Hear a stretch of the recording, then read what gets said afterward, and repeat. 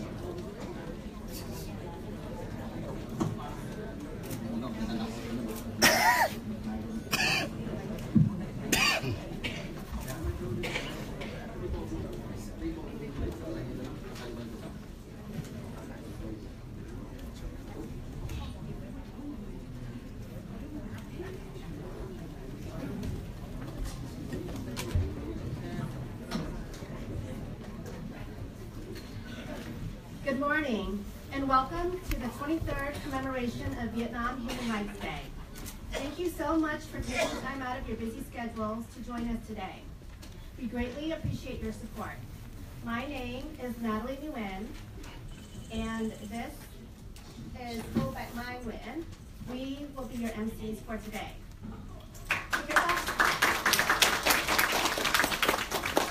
To kick off the program, I'd like to invite Dr. Chiu Do, a member of the organizing committee, to say a few words.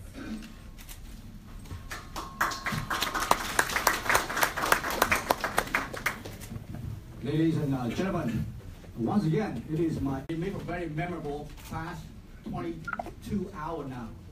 I must applaud the director, Dave Nguyen, and his staff for making this amazingly efficient pivot. Taking into consideration the rain, the time, the traffic. And I want to thank you for putting the time to be here with us. Remember, this was, when it started, singular, first of its kind day, Congress recognized day, set aside to recognize the courage of the Vietnamese people against the communist oppression. But now, it is much more than that. It is also about our friends and neighbors in Asia who share with us the common cause, the preservation of human rights. And to our friends from Tibet, from Burma, from Laos, from China, I say welcome again and thank you for being here with us today. Very few events like us sustain itself and flourish after such a long time. I think we remain a beacon for all those activists who refuse to go quietly into the night, and who will suffer for that, and who will keep their voice going. For all those reasons, I want to thank you for being here and help us celebrate human rights for all and always. Thank you.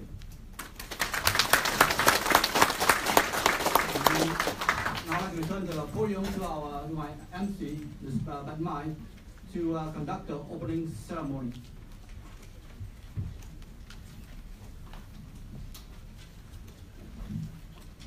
Kính thưa quý vị, nghi thức đầu tiên là lễ chào quốc kỳ và hát quốc ca Hiệp chủng quốc Hoa Kỳ và Việt Nam Cộng Hòa.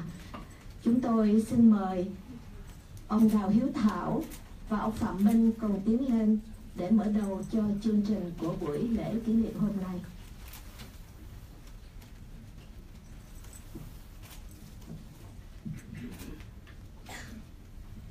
Good morning, honored guests. Ladies, gentlemen, and dear friends. The organizing committee of the 23rd commemoration of the Vietnam Human Rights Day welcome you and thank you very much for being here today.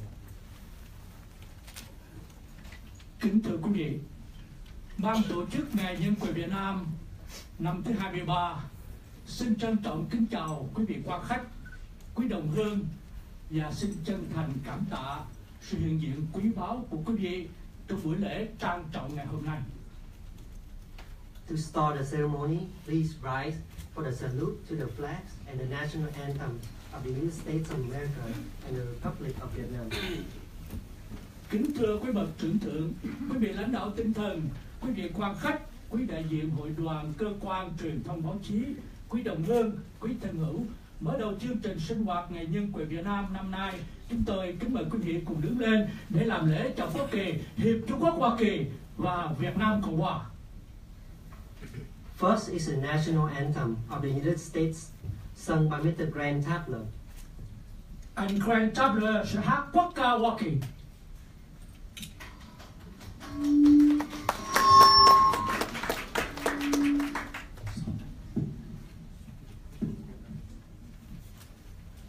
Oh, say, can you see by the dawn's early light what so proudly we hailed at the twilight's last gleaming, whose broad stripes and bright stars through the perilous fight o'er the ramparts we watched were so gallantly streaming, and the rocket's red glare, the bombs bursting in air, gave proof through the night that our flag was still there. Oh, say, does that star-spangled banner yet wave o'er the land of the free and the home of the brave? The national anthem of the Republic of Vietnam. Kính mời quý vị đồng hát quốc ca Việt Nam Cộng Hòa.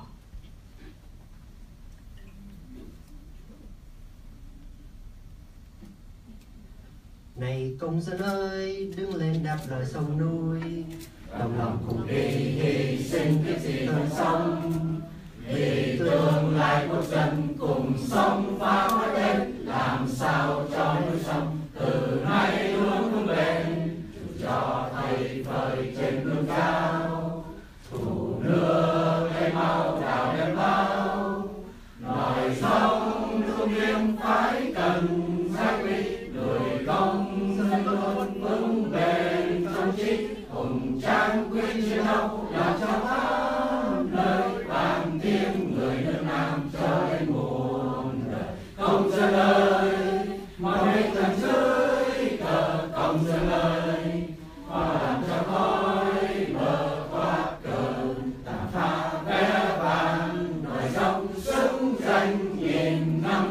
sông La Hồng.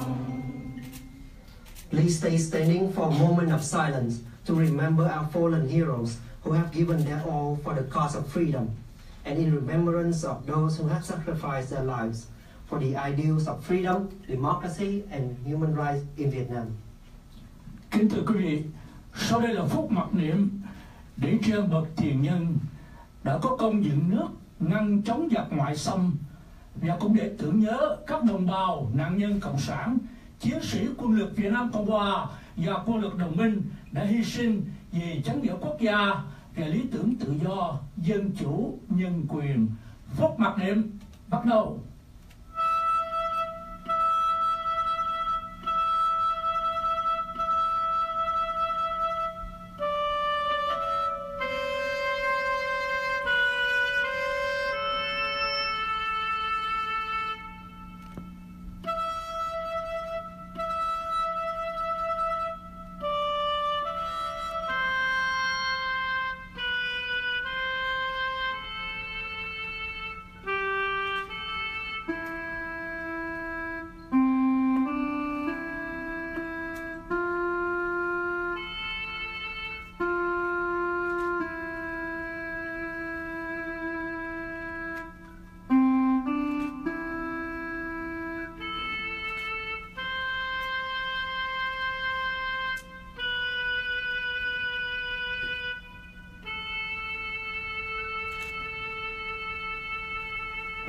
Phật niệm chấm dứt.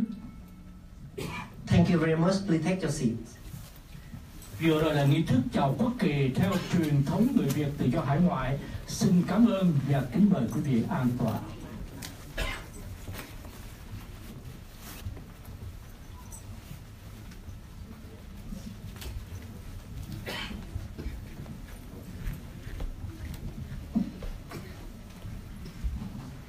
Kính thưa quý vị, sau đây chúng tôi xin dừng lời cho ông Đinh Hùng Cường, trưởng ban tổ chức Ngày Nhân quyền cho Việt Nam. Ông Đinh Hùng Cường hiện là chủ tịch của Cộng đồng Việt Nam vùng Washington DC, Maryland và Virginia. Next, I would like to invite the co-chair of the 23rd Annual Vietnam Human Rights Day, Mr. Hùng Cường Đinh, President of Vietnamese Community of Washington DC and Virginia. Please welcome Mr. Đinh.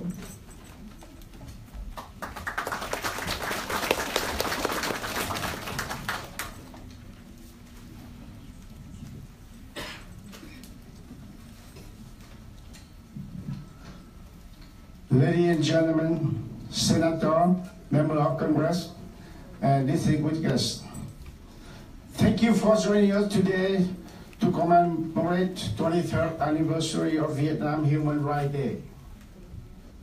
As you know, the U.S. Senate and House of Representatives passed the bill in 1994, designating May 11 as the Vietnam Human Rights Day.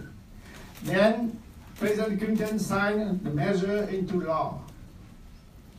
Every year, we gather here in the capital of the free world to bring attention and awareness applied to those who suffer at the hand of the Socialist Republic of Vietnam.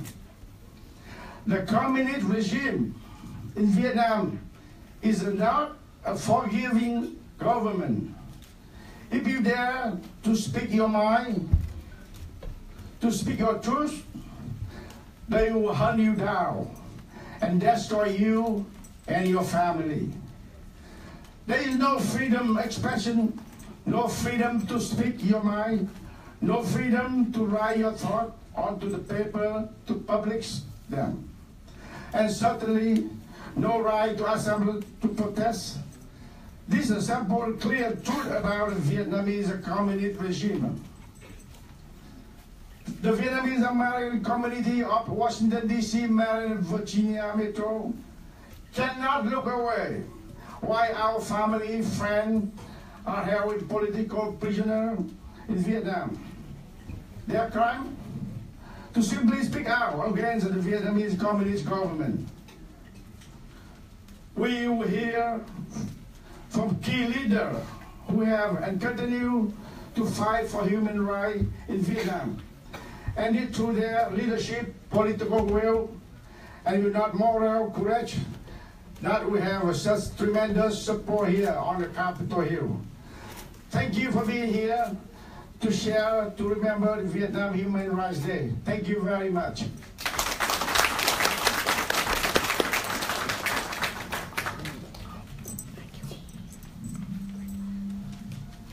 Our first guest speaker serves as Deputy Assistant Secretary in the Bureau of Democracy, Human Rights, and Labor at the U.S. Department of State.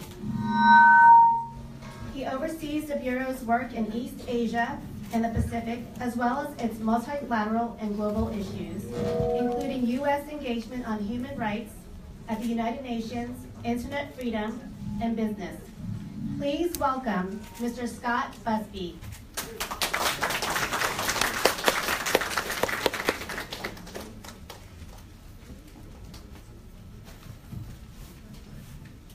Well, welcome everyone. Let me begin by saying what an honor it is to be back with you to commemorate Vietnam Human Rights Day again. Thank you to the organizers, including Dr. Quan. Dr. Quan, is Dr. Quan here? I haven't seen him yet today. On the right. Okay. Thank you, Dr. Quan, again, and to all of you for your efforts to put on this event and for inviting me to speak again. And of course, thank you to members of Congress who may be here and their staff. We thank you for caring about these issues. The coming year appears to be another important one for U.S. relations with Vietnam. We've already had a visit by the Deputy Prime Minister and Foreign Minister, he's a double-hatted official, to the U.S., where he met with Secretary of State Tillerson. More prominently, President Trump has now announced his intention to travel to Vietnam for the APEC leaders meeting in November. In the near future, my boss, DRL Acting Assistant Secretary Virginia Bennett, will lead our delegation later this month to Hanoi for our 21st annual U.S.-Vietnam Human Rights Dialogue. And then later this month, the Prime Minister of Vietnam will be visiting Washington. All of these high-level visits give us opportunities to press the government of Vietnam for more progress on human rights. Now, the number and variety of these meetings represent the wide set of interests we have with Vietnam, from trade to education to regional security, international law, and health. As we strengthen our relationship across these many issues, and in terms of the ties between our peoples, we continue to emphasize to the government of Vietnam that progress on human rights is critical for our relationship to reach its fullest potential. Let me begin by noting a few of the positive things that have happened on the human rights front in Vietnam, and then I'll talk about the ongoing challenges that we have. On the positive side, we have seen a decrease over the past several years in the number of political prisoners, from approximately 160 to about 90 today. We remain committed to encouraging this downward trend until there are no more prisoners of conscience in Vietnam. We have also seen a little bit of progress on religious freedom. For those of you who don't know, Vietnam has adopted a new law on religion and belief that has relaxed a little bit the registration and approval requirements and shortened the waiting period for recognition of religious groups. However, a number of religious groups, including some of you who are here today, the Cao Dai group, some of the Buddhist groups, also continue to suffer interference with their right to practice religion. The real question here in terms of this new law will be its implementation. And one of our priorities for the upcoming Human Rights Dialogue will be to press the government of Vietnam for full and effective implementation of this new law, including through the issuance of regulations. We have also seen some progress in Vietnam's support for the human rights of lesbian, gay, bisexual, transgender, and intersex persons, LGBTI persons, including through revision of the penal code to enable human rights protections for them. There have been a number of celebrations of the rights of these groups, including through a pride walk that recently took place in Ho Chi Minh City, a bike rally, and other such celebrations. That said, there continue to be a number of serious challenges and limitations on human rights in Vietnam. We've seen these restrictions over the past year, as well as some setbacks.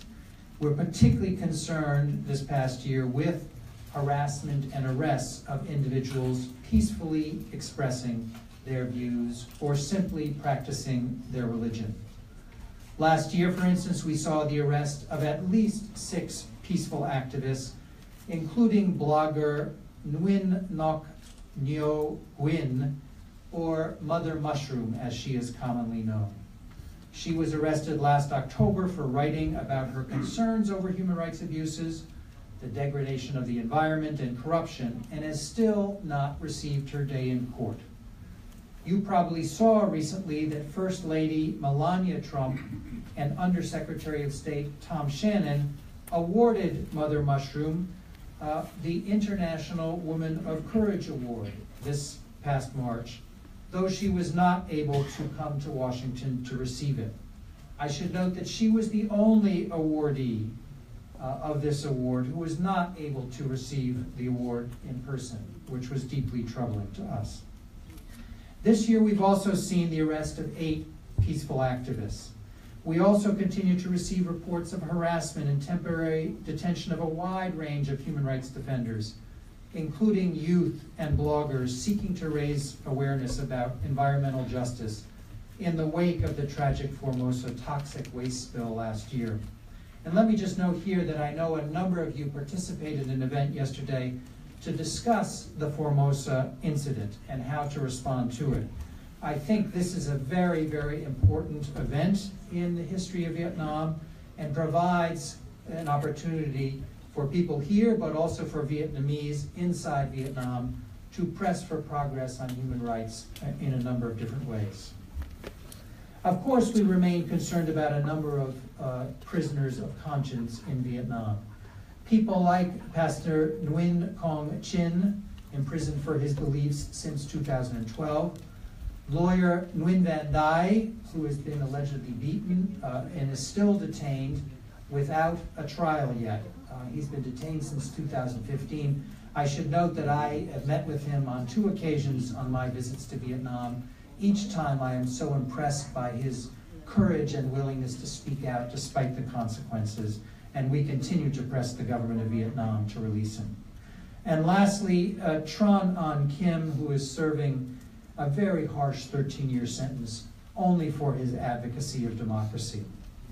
At the upcoming Human Rights Dialogue, the U.S. government will repeat our call for the release of all prisoners of conscience in Vietnam. And we will call on the Vietnamese government to allow all individuals to freely express their political views, both online and offline, without fear of retribution. We will also continue to call on Vietnam to eliminate the very vague national security laws under which many of these arrests and convictions take place.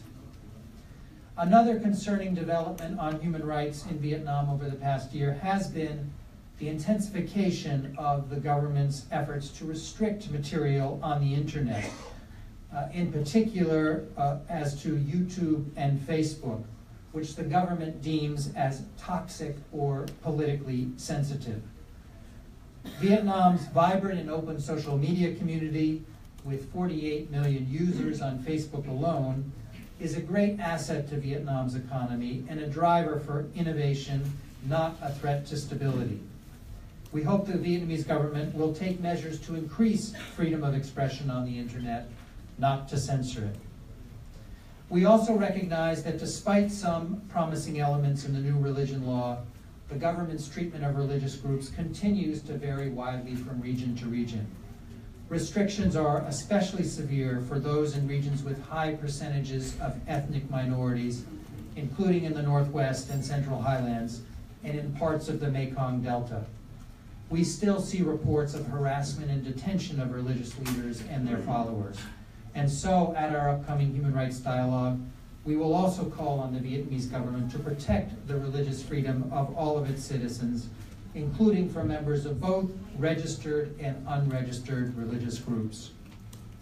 Perhaps the most important trend I want to discuss relates to Vietnam's ongoing legal reform efforts, intended to bring its laws in line with its 2013 Constitution and its international human rights commitments.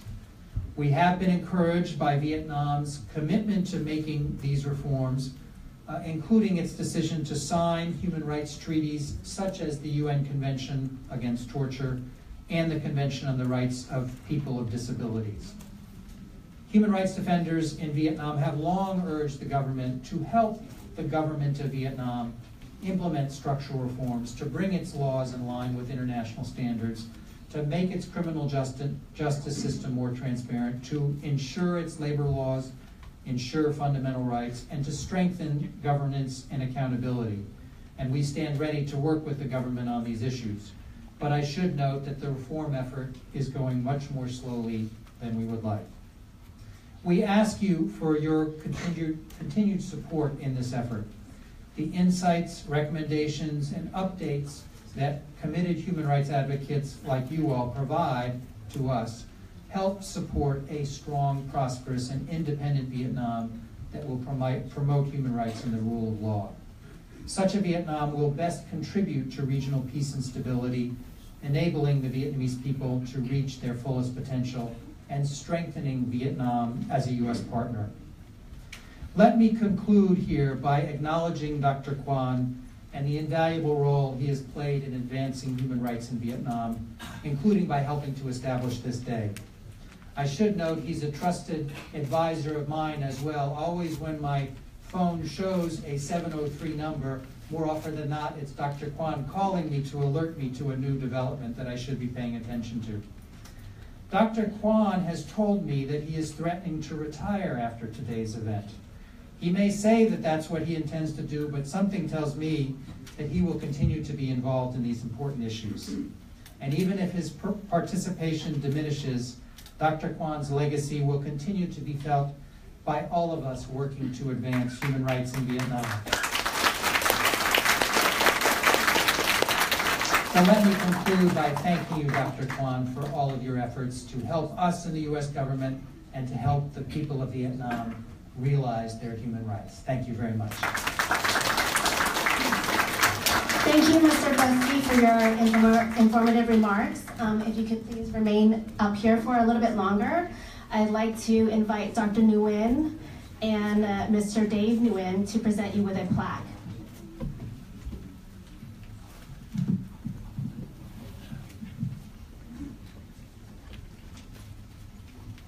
Can I read about it?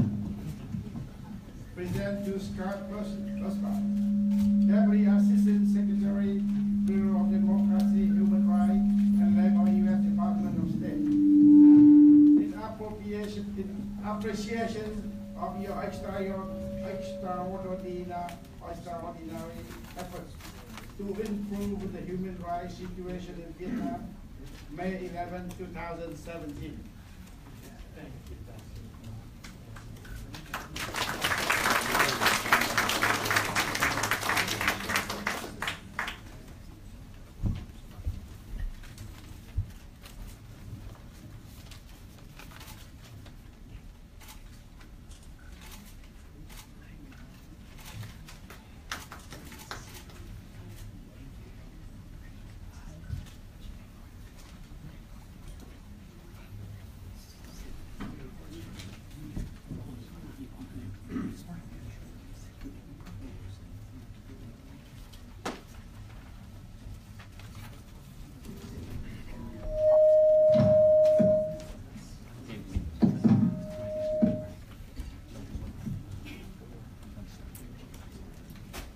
At this time, I'd like to invite Mrs. Lei Van from the Texas delegation to introduce our very special guest speaker.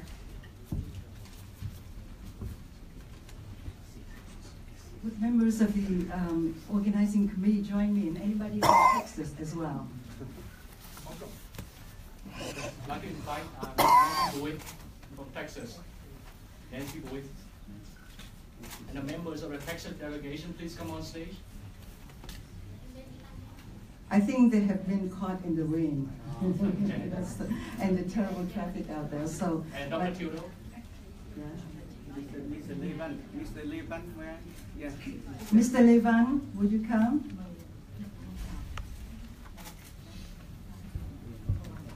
Father Tuan.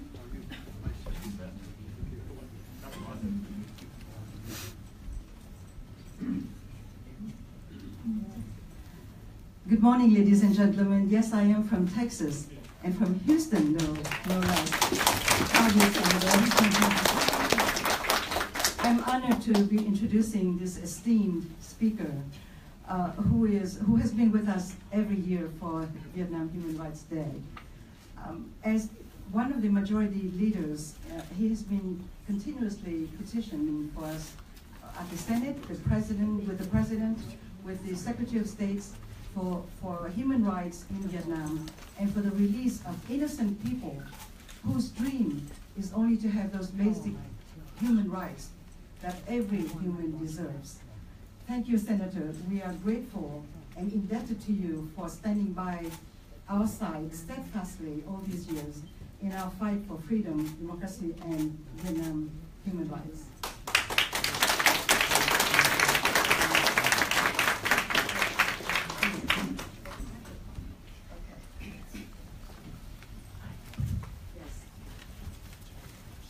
Thank you very much for allowing me to come and celebrate this important day, Vietnam Human Rights Day. One thing that you may not know about Texas is that Vietnamese is the third most commonly spoken language in Texas. I think people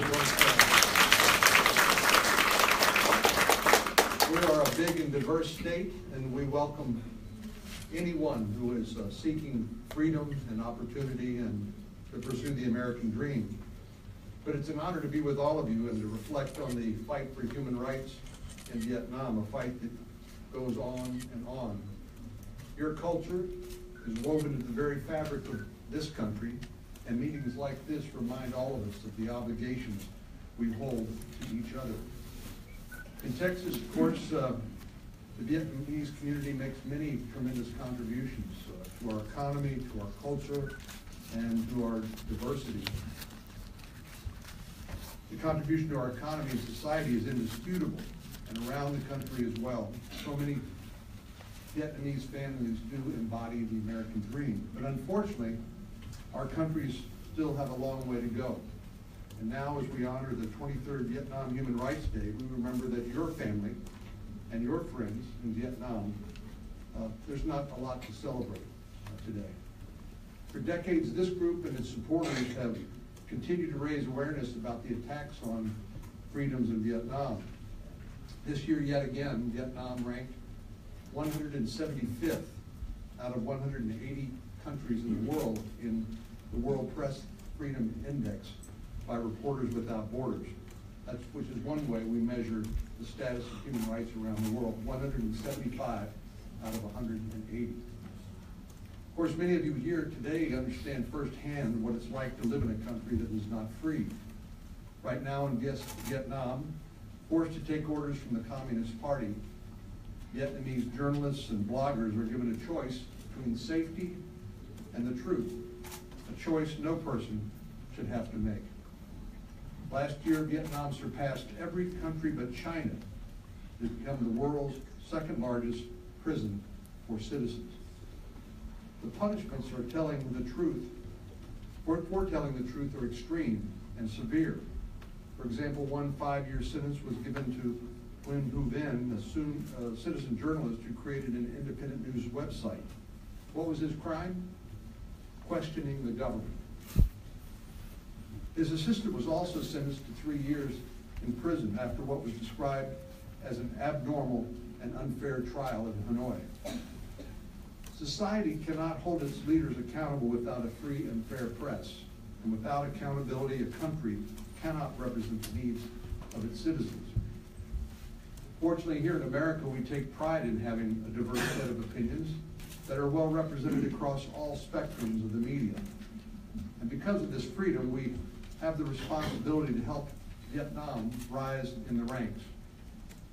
Last year, I introduced, and I intend to introduce again, the Vietnam Human Rights Sanctions Act that would impose travel sanctions and restrictions on Vietnamese nationals who are complicit in human rights abuses against their fellow citizens. I plan on reintroducing that legislation soon. But now is not the time to be silent. We must all take a stand, and I know that's why we're all here today.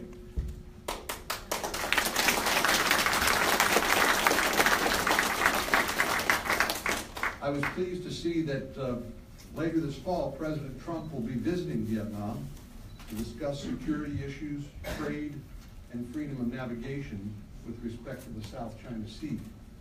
I'll continue to urge the President and his administration to use that opportunity to reiterate the United States' dedication to human rights and to tell the Vietnamese government that there are conditions to its entry onto the world stage and entering into improved economic and security ties with the United States, and those involve how it treats its own citizens. Certainly we have shared interests with Vietnam, including growth of our bilateral trade agreement and countering Chinese military power and aggressive moves in the South China Sea. But we can't continue to turn a blind eye to what goes on within Vietnamese borders. That means calling on Vietnam to release all political prisoners, respect human rights, and embrace more democratic ideals which we all hold dear. So as we continue to grow and improve our relations with Vietnam, we need to remain mindful of our values and the protection of human rights. That's the only way our relationship will become stronger, leading to positive change for both countries and the broader region. Thank you for your support and for courageously speaking out and for, again, coming to Washington to celebrate this important meeting. This meeting and this movement are vital to the fight for human rights in Vietnam, but not just in Vietnam, but everywhere around the world where human rights are being violated. I remain hopeful that by working together, the future will bring a free and fair Vietnam committed to democratic values. Thank you very much.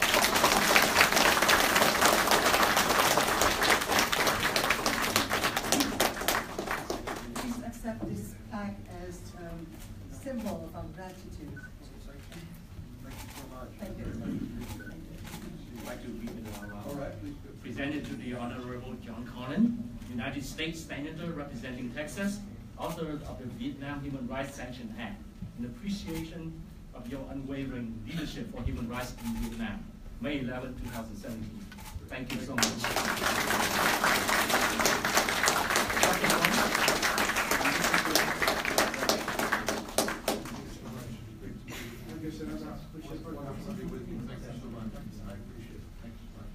Have a picture? Everyone from Texas?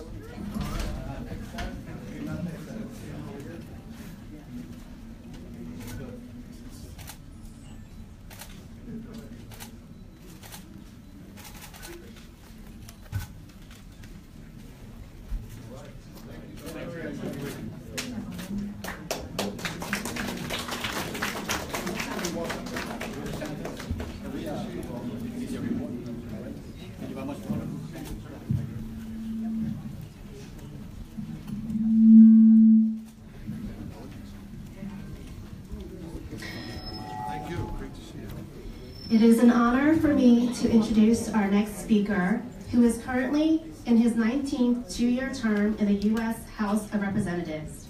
He serves as a senior member of the Foreign Affairs Committee and is chairman of its Africa, Global Health, Global Human Rights, and International Organizations Subcommittee. Please welcome Congressman Chris Smith of New Jersey. Thank you very much. And thank you for this invitation to be here. Again, now the 23rd meeting on Human Rights Day for Vietnam. And Senator Cornyn has left, but I want to thank him for his very, very effective leadership in the United States Senate on behalf of religious prisoners, political prisoners, journalists. He has been a light over here on the Senate side. I see T. Kumar over here, who has testified so many times on behalf of religious freedom and other human rights that are being abused with impunity by the Vietnamese government. Scott, nice to see you again. And Dr. Tong, who's in the back, who I've worked with now for about 25 years. First, on the people who were in the camps as part of the comprehensive agreement, to help bring them who were falsely put out of refugee status, and about 20,000 people as a result of an amendment that I've worked with Dr. Tong and many of you with, was enacted, and it at least gave them that second look so that their refugee status could be in places like High Island in Hong Kong and elsewhere throughout the region were re-reviewed, and they came to the United States as they should have been. I especially want to thank Dr. Kwan for again organizing this event this year, to his brother, Dr. Dan Quay, who I met in Hanoi in 2005, and was just bowled over and impressed to my deepest core with his irrepressible belief that a better day will be for Vietnam, and that it's a matter of when and not if we are persistent in promoting the agenda of fundamental human rights. So thank you again, all of you, for being here. You know, the unified voice of the Vietnamese community serves as a necessary conscience for Congress, and that is not just Congress, but the White House, the State Department. When you speak, we listen. When you speak with such authority, and I just got the most recent report, and I think that gives us and all of us who try as best we can to make policy and to stand up for those who are disenfranchised and persecuted, a better roadmap as to how to go forward. So thank you for that. Your voice is needed now more than ever. The new administration is just taking shape. My hope is that we can have a profound impact on the prioritization of human rights. There's much talk about, there are obviously hot spots all over the world, North Korea being among many of those that just cry out and beg remedy. But at the core of it all has to be human rights and fundamental freedoms. And when we speak that truth to power and never let that slip or become compartmentalized so that it's not part of the main dialogue, I think we do a grave injustice to the cause of human rights. Nguyen Van Dai, who I met in 2005 in Hanoi, and then a year later when he was here in the United States, obviously he continues to be held. His wife last year, day before today, or May 10th I should say, testified at one of my hearings on Vietnam human rights abuses, and she was spectacular in her courage and in her defense for her husband. So we need to allow those witnesses in the ongoing persecution to truly mobilize us to make this a priority. And I think when we do that, we will see an amelioration of human rights abuses in general, and hopefully a matriculation from dictatorship to a functioning democracy, which every single man, woman, and child in Vietnam deserves. There are those who say that an emphasis on values creates obstacles to advancing the United States' national interest. I believe that sells out the best and the bravest and the brightest of Vietnam. Yes, we need to talk on a variety of issues, but at the core of it all, like I said before, are human rights. There is a connection between freedom and fair trade, between the rule of law and international security. There's a direct connection between the United States' power and prosperity and the advance of justice, human rights, and the rule of law. U.S. leadership is required to demonstrate that principles and interests are not, I say again, not incompatible, but necessary for better relations. No government that represses its own people and restricts fundamental freedoms can be a trusted ally of the United States. No government that censors the internet or tortures and jails dissidents can be trusted with generous trade or security benefits. The president must make sure the Vietnamese government understands that major improvements are necessary for a strong and healthy partnership between our two countries. He should make clear that the further expansion of trade benefits and security partnerships are conditioned on significant, verifiable, and irreversible improvements in human rights and democratic freedoms in Vietnam. As all of you know, for the last four Congresses previous, I've offered and sponsored the Vietnam Human Rights Act. It has passed the House with overwhelming margins, bipartisan to the core, and yet it never got a vote in the United States Senate because holds were put on it. That's unfortunate. That was a missed opportunity like few others. I am preparing new legislation now that hopefully will ensure progress on human rights as a centerpiece of the U.S.-Vietnamese relations. Last year, at the end of the year, and we have a press release that goes through some of the points on it, I was able to get past a bill that I sponsored, and I want to thank Scott Flipsy for his dogged work on that legislation. It almost died. That legislation reauthorizes and expands the International Religious Freedom Act, authored by the champion, Frank Wolf, and we named it after Frank, but some of the things that it includes, and we have a press release that goes over the bullets, but it's far better than a mere bullet. It creates a designated persons list for individuals who commit egregious violations of human rights, totally compatible and works synergistically, I believe, with the Global Magnitsky Act to hold individuals to account. You torture a religious person or a cleric or anyone in Vietnam or any other country, we hold you responsible, not just your country. It also creates a comprehensive religious prisoners list so that we start really chronicling who these people are and have an actionable list that our president, our secretary of state, all the various people at stake, and hopefully congressmen and women and senators, particularly when they travel, can pick up that list and say, what about Win Van Dyne? What about the Venerable Thich Quang Do and all the other people who have been so horribly mistreated? And I think that kind of specific mention of individuals will make a huge difference, and someday Vietnam will be free. God bless you.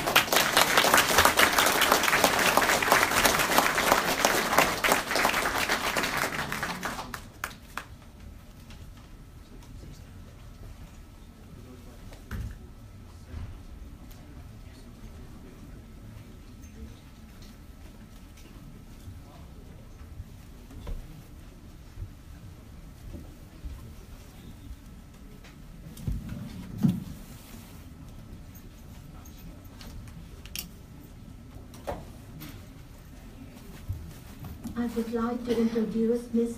Lippy Liu. Lippy Liu is the president of Radio Free Asia, a private non-profit media company funded by the U.S. Congress through the grant by the Broadcasting Board of Governors. RFA acts as free press in countries without indigenous free press. In 2011, Ms. Liu created the Open Technology Fund, a global internet freedom technology program housed within Radio Free Asia. Ms. Liu, please.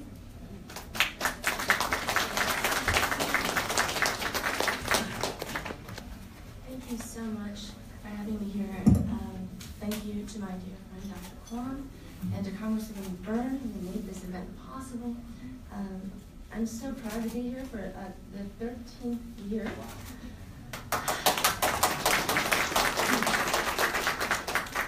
And I'm so proud to represent Radio Free Asia, which, despite the enormous obstacles that the Vietnamese government throws at us, we continue to deliver unfettered news and information to the Vietnamese people, the people that seek and deserve this information. But most of all, I'm privileged to share this occasion with all of you. I'm so inspired by Scott and the senator and the congressman, and obviously the deep commitment to the human rights situation in Vietnam, which is in such sad shape right now. It's your unwavering support of RFA that matters. It matters to us, and it matters to the people in Vietnam. And it's only because of you that we can do our job to bring the Vietnamese people the news that the state-controlled government cannot. And some of them wish they could, but they cannot. for a moment, I wanted to raise the very sad recent death of the Buddhist follower. They've long been in police custody, since we did talk about religious freedom, and it's just continuing tragedies in Vietnam there. But today, I'd like to focus on Radio Free Asia, because this year, more than any other year in our past, brave citizens inside Vietnam have given us reports, videos, and photos from the inside. And that has profoundly affected the people that follow this news. Unfortunately, they themselves have become the story now, because reporting on these stories carry grave risks. Our sources and our own journalists who are in the field are harassed, beaten, and even thrown in prison. And this is the case of Nguyen Van Hoa, who I'd like to profile today. He's an RFA contributing videographer in jail right now. Nguyen Van Hoa has been in the regime's custody since January 11th, charged under that vague Article 258 for abusing democratic freedoms to infringe on the interests of the state. This well-known 22-year-old citizen journalist was the first person to use a drone camera to broadcast live footage of the mass peaceful protests against the Formosa Steel plant for RFA. Last October, his aerial photos and videos of more than 100,000 people protesting peacefully were picked up on media and went viral. In November, he was targeted and beaten, and his equipment was taken away. But this didn't stop him. He was quick to get back to work for us, providing important in-country video that would otherwise never see the light of day. The Committee to Protect Journalists, Reporters Without Borders, they have made statements calling for his release, and right now circulating there is a letter by dozens of freedom advocates calling for his release, but he remains locked up. 2 other Radio Free Asia blogger contributors are also languishing in jail. Nguyen Ngoc Tha was sentenced last year to 4 years in prison under the vague language of Penal Code Section Article 88. And of course, our contributor, Nguyen Van Dai, was arrested in 2015 and has been held virtually incommunicado. His own wife has only seen him twice. These individuals are among the 18,000 bloggers, as was raised before, that make Vietnam the second biggest jailer of citizen journalists in the world. This fact and these cases not only demonstrate how shamelessly the Vietnamese government is in silencing independent voices, but also the power these voices have. It doesn't matter that their citizens can see, hear, and smell the truth around them. The authorities can't and won't tolerate any narrative but their own. Truth threatens totalitarian control. And that's why the journalists at RFA, like the people of Vietnam, will not give up, and we will not go away.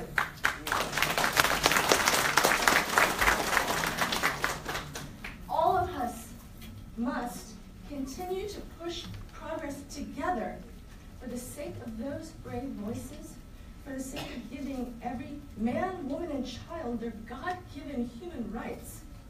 And thank you, every one of you, our partners in this battle for the sake of the Vietnamese people. Thank you.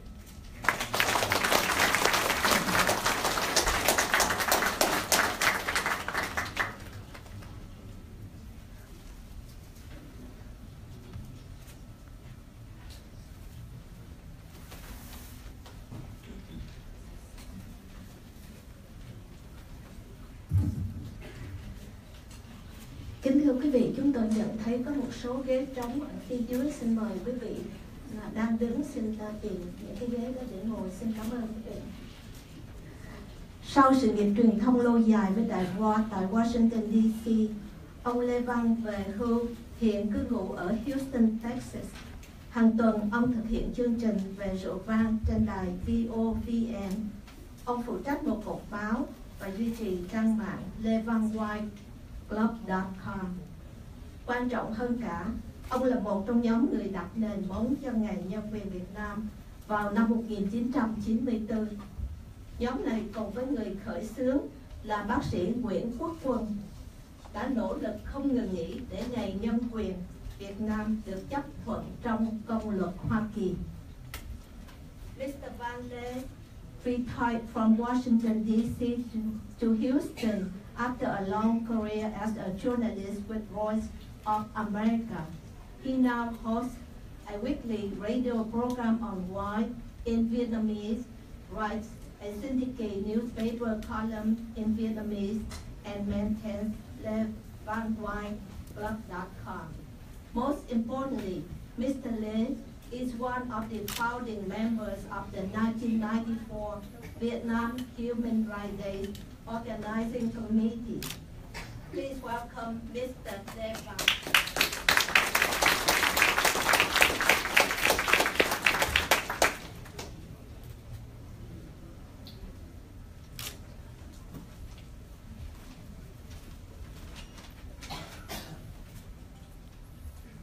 Ladies and gentlemen, today we celebrate Vietnam Human Rights Day. Although the Universal Declaration of Human Rights was proclaimed by the United Nations in 1948, nearly 70 years ago, it is only being observed by Western countries, while communist regimes either ignore or trample upon it. Communist Vietnam is no exception.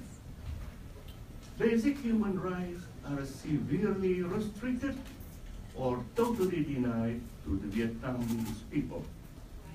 In 1990, Dr. Nguyễn Đan Quế, a well-known prisoner of conscience, issued the Manifesto of the Non-Violent Movement for Human Rights in Vietnam, calling upon the Hanoi regime to respect basic human rights, to accept a multi-party system, and to restore the right of the people to choose their own form of government through free and fair elections.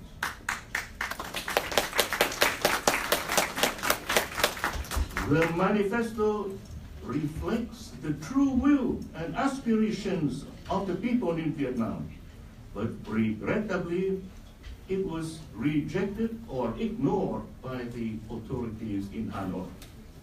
However, Dr. Nguyễn Đan Quế courageous appeal was enthusiastically supported by his compatriots here in America. In 1994, after 4 years of petitioning by Vietnamese Americans, the United States has once again proven its leadership of the free world. President Clinton and the U.S. Congress passed Public Law 103-258, designating May 11, 1994 as Vietnam Human Rights Day.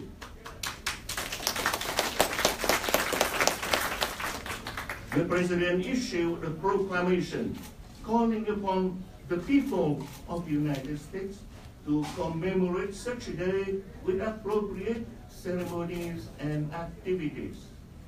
And thus, 23 years later, we stand here still strong in our belief that all basic human rights must be restored in Vietnam, that the single-party system and its cruel oppression must be abolished, that there must be free and fair election under the supervision of the United Nations, that allow the Vietnamese people to choose their own form of government.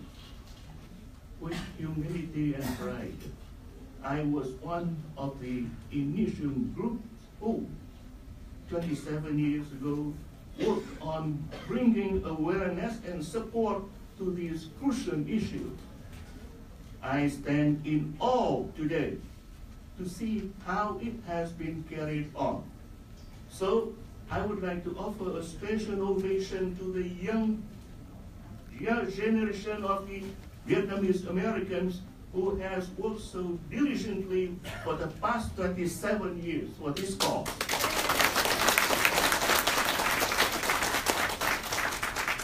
But our work is not done. Today, the people in Vietnam are still suffering from a totalitarian regime with only one ruling party and no basic human rights. So the struggle for freedom must continue. I urge each and every one of you to keep your focus and contribute any and all means that you can offer to this crucial issue. Thank you and God bless.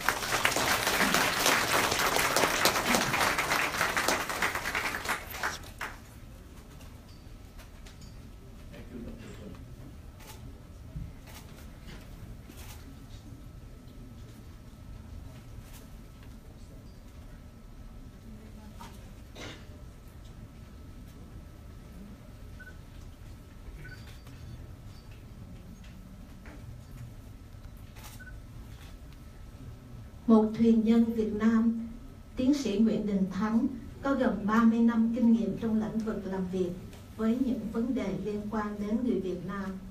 Dưới sự lãnh đạo của ông, Tổ chức Cứu Người Về Biển gọi tắt là PPSOS đã đưa ra những sáng kiến có tầm vóc quốc tế trong phương pháp cứu giúp các nạn nhân của nạn buôn người, bảo vệ người tị nạn, người bị hăm dọa hay bị đàn áp, và đồng thời xây dựng, tạo nguồn năng lực xã hội dân chủ Việt Nam. Kể từ năm 2012 cho đến nay, PPSOS đã thường niên tổ chức ngày vận động trên Quốc hội, được gọi là Vietnam Advocacy Day, mục đích tạo cơ hội, và đã thu hút được hàng trăm người Mỹ gốc Việt tham gia đến gặp các vị dân cử tại Capitol Hill. A former Vietnamese spokesperson, Dr. Nguyen Đình Thang, has almost 30 years of experience working on Vietnamese issues. Under his leadership, PPSOS has developed international initiatives to rescue victims of human trafficking, protect refugees, defend at-risk human rights defenders, and build capacity for Vietnam civil society. Since 2012, PPSOS has organized the annual Vietnam Advocacy Day, bringing hundreds of Vietnamese American advocates to meet with their members of Congress on Capitol Hill. Mr. Nguyen Đình Thang, please come up.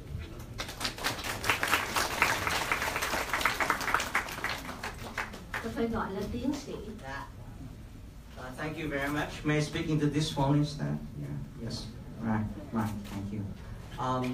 Ladies and gentlemen, again, it's my honor to be here to share with you this very solemn day about human rights in Vietnam. Of course, there's no human rights in Vietnam, and that is our concern for the past 42 years.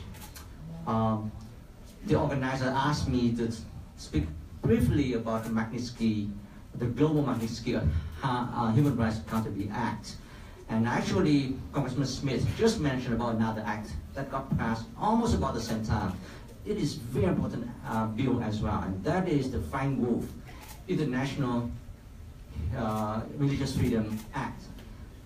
The combination of those two acts will provide us with a number of tools. On the one hand, there are sanctions against the entire regime for those governments that grossly, egregiously violate freedom of religion or belief. On the other hand, the Magnitsky Act would allow us to recommend individual government officials who committed or involved in gross violation of human rights or significant corruption to be designated as being under sanctions. And there are two forms of sanctions. One would be denial of entrance into the US. And secondly, if those government officials have assets in whatever form in the US, those assets may be frozen.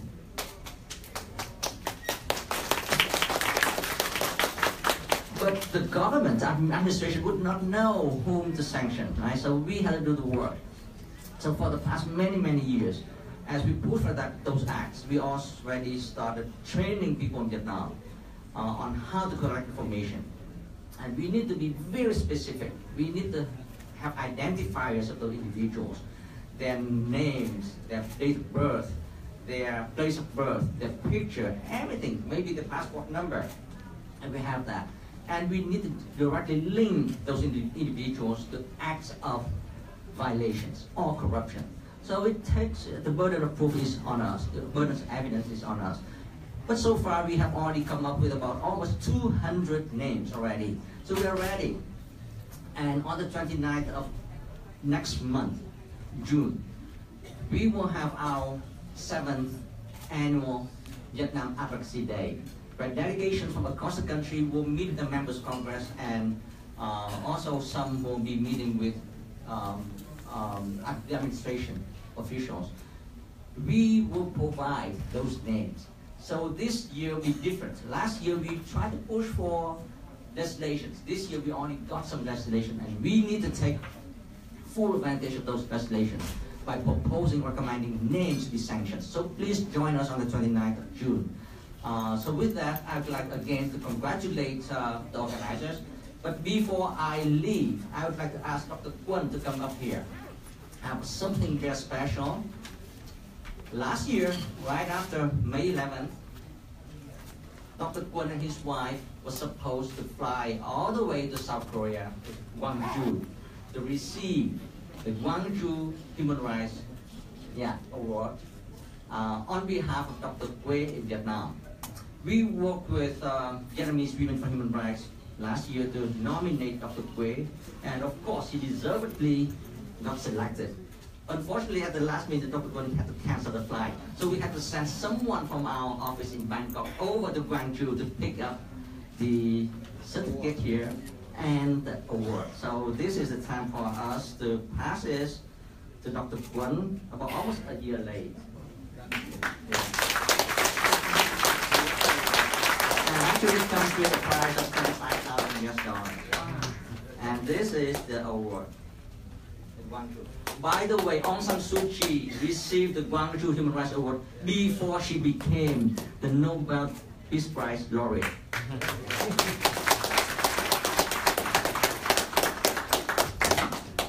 Thank you, Dr. Thắng. Actually, I already forgot about the Gwangju because it's been nearly a year. But now I thank Dr. Thắng for sending some people who representing Dr. Quế, and I received this award on behalf of Dr. Quế, and I am very honored to receive it. And my special thanks to Dr. Thắng. Thank you.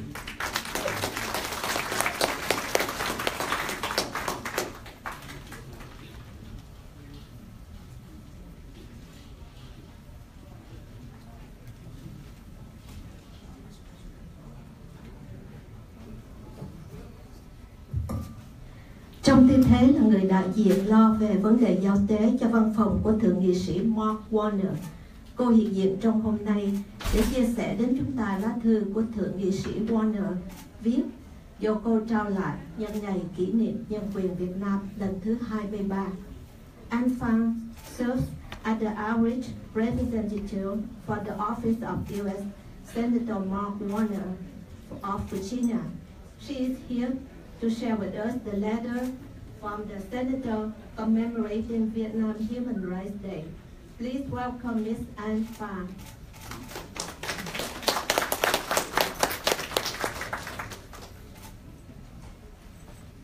Xin chào quý vị. Tên tôi là Anh Phan, but the senator and everyone else who I work with call me AP. So if I know that you call me AP, then it's work related.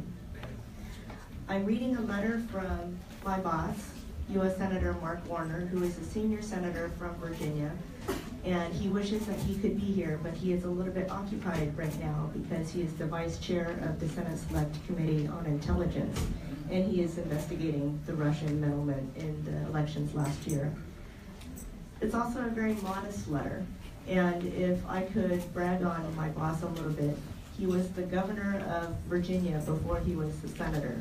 And in 2002, he was the first governor in the whole country to declare Vietnam Freedom Fighter Day, and also to officially recognize the South Vietnamese flag that some of you are wearing today. So, thank you.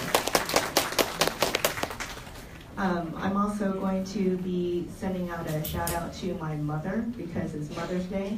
So out here, I heard that there's cameras that are broadcasting this all the way across the country. And my mom in Oregon should probably know what I'm up to for work. So happy Mother's Day, thank you. And thank you very much to my father, my bố, Công Đình Phan, who took me to Vietnamese language school when I was small, so I can read and write in Vietnamese and speak very slowly. Anyway, here's the letter. Dear Mr. Nguyen and dear friends, I'm writing to extend my greetings to all who are gathered for the 23rd commemoration of Vietnam Human Rights Day. Your attendance at this event demonstrates your commitment to recognizing the human rights of all individuals, including those who live in Vietnam. We reflect upon the resolution passed by Congress in 1994, calling on Vietnam to respect the human rights of its citizens, including the right to select their own government through free and fair elections. In order for the United States to continue to serve as a beacon of justice, law, and human rights for the world, we cannot be silent as human rights abuses occur. I'm pleased that you are gathering today to shed light on this important issue, and I am hopeful that we will see continued progress towards a world where every individual's human rights are upheld in the years to come. Sincerely, Mark R. Warner, United States Senator, Virginia.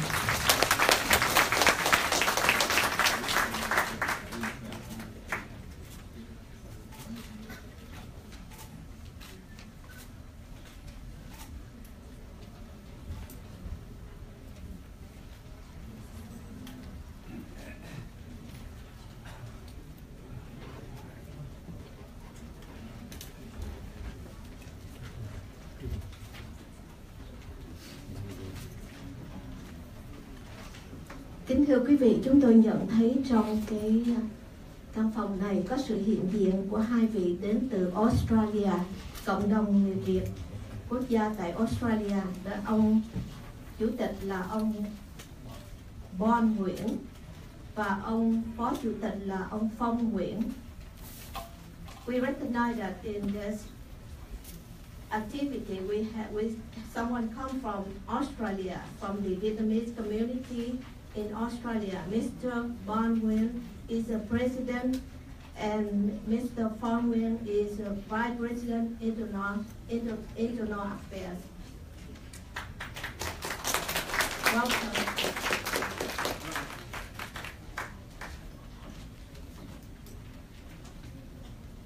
Thanh Hai Ngô được bổ nhiệm vào chức vụ thượng nghị sĩ của Gia Na Đại vào năm 2012.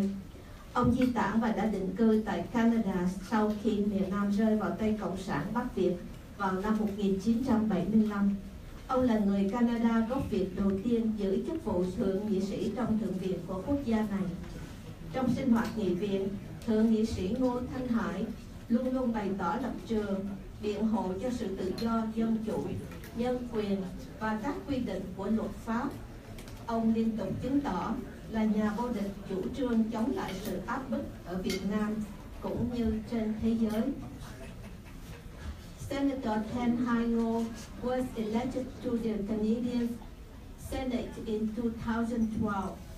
Senator Ngô immigrated to Canada in 1975 following the fall of Vietnam. He is the first Canadian of Vietnamese origin to sit in the Senate. In Parliament, Senator Ngô continued to advocate for freedom, democracy, human rights, and the rule of law, and to continue to be a champion against oppression in Vietnam and around the world. Please welcome Senator Thanh Hai Ngô.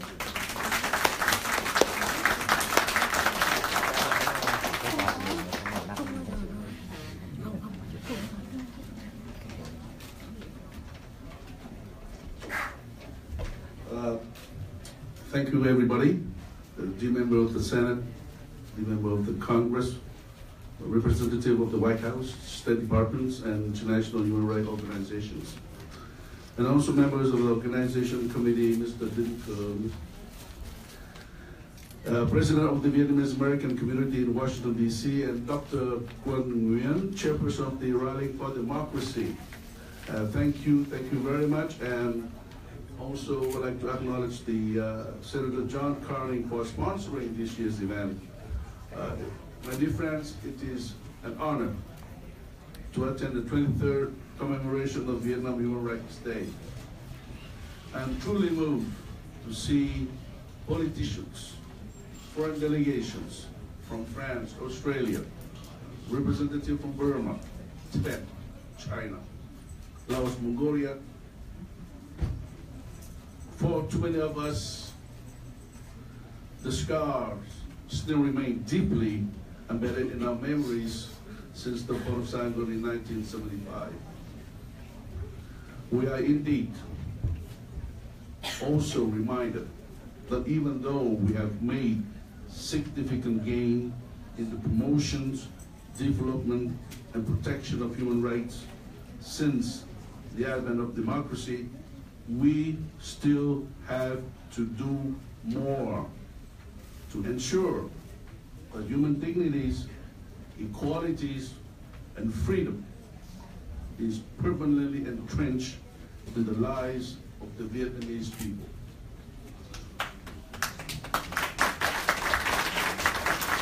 On this day, we are called upon to remember what we have been through and what we fight for.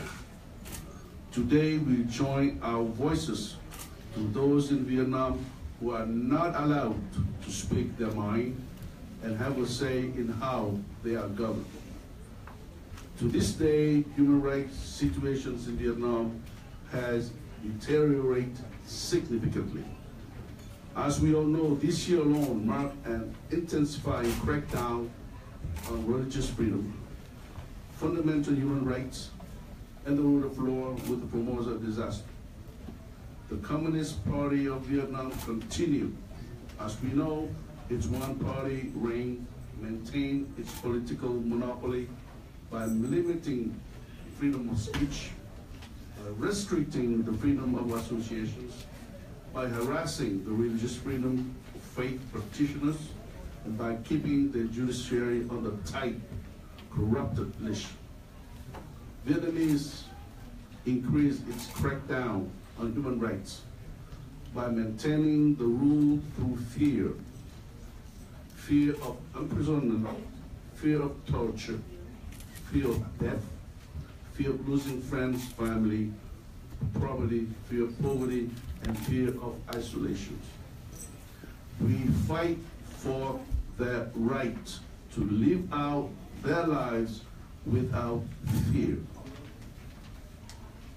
It is our role to remind Vietnam that it cannot enjoy sustainable development without respecting the basic human rights of the Vietnamese people. We need to prioritize human rights improvement as a condition to improve relations with Vietnam, as mentioned by senators and others in Congress. We should do so by setting clear the human rights benchmark for Vietnam in exchange for the new trade and security benefits. Democratic state cannot risk weakening the commitment and engagement in their quest for freedom and democracy. Otherwise, we will risk leaving the field free to tyrants to call the shot. That would be a betrayal to those who are or might one day be the target of oppression or violence. I believe this 23rd commemoration of Human Rights Day provide us with a very important opportunity to rediscover the way forward. This reminder encourages us to speak out against human rights violations whenever they occur, to coordinate and support the work of the range different bodies, and to use our combined weight of support for human rights in Vietnam. Friends, it is very truly inspiring to see such a wonderful crowd committed to strengthening and protecting human rights in Vietnam. And I would like to finish by expressing my gratitude to all of you, all the guests, all the participants in this commemoration day. And I also would like to thank the committee, organizing committee, including President Chair and Mr. Kerr and Dr. Quay for organizing this day. Thank you.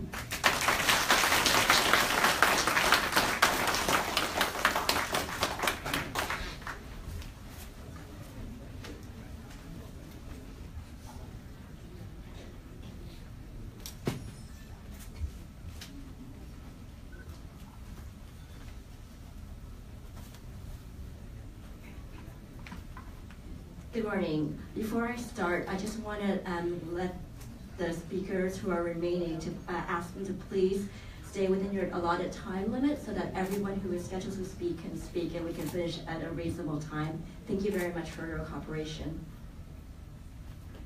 Senator John McCain of Arizona was unable to join us today, but he sent a letter which I will now read. Dear friends, I am pleased to extend my warm greetings to the organizers and participants of the 23rd commemoration of Vietnam Human Rights Day. I would like to convey my appreciation for your bipartisan efforts in raising awareness of human rights concerns in Vietnam. The United States and Vietnam share a deep commitment to the peace and security of the Asia-Pacific region. As challenges in the region become more pressing, and the security relationship between the United States and Vietnam grows, we expect to witness Vietnam's quest to improve its human rights record and train its new generation of leaders. As we continue to enhance the U.S.-Vietnam security partnership, we are better positioned than ever to build on the progress being made. I expect Vietnam to release prisoners of conscience and make it clear that the freedom to speak, associate, worship, and access information are protected for all citizens. To this end, the United States supports civil society, including advocates for religious freedom, press freedom, and labor rights who seek to use peaceful means to build a stronger and more prosperous Vietnam that respects human rights and the rule of law. Today is an important reminder of our duty to advocate for basic human rights and fundamental freedoms for the Vietnamese people. I wish all the attendees, speakers, and the organizing committee the very best for a meaningful and successful day of commemoration. Sincerely, John McCain, United States Senator.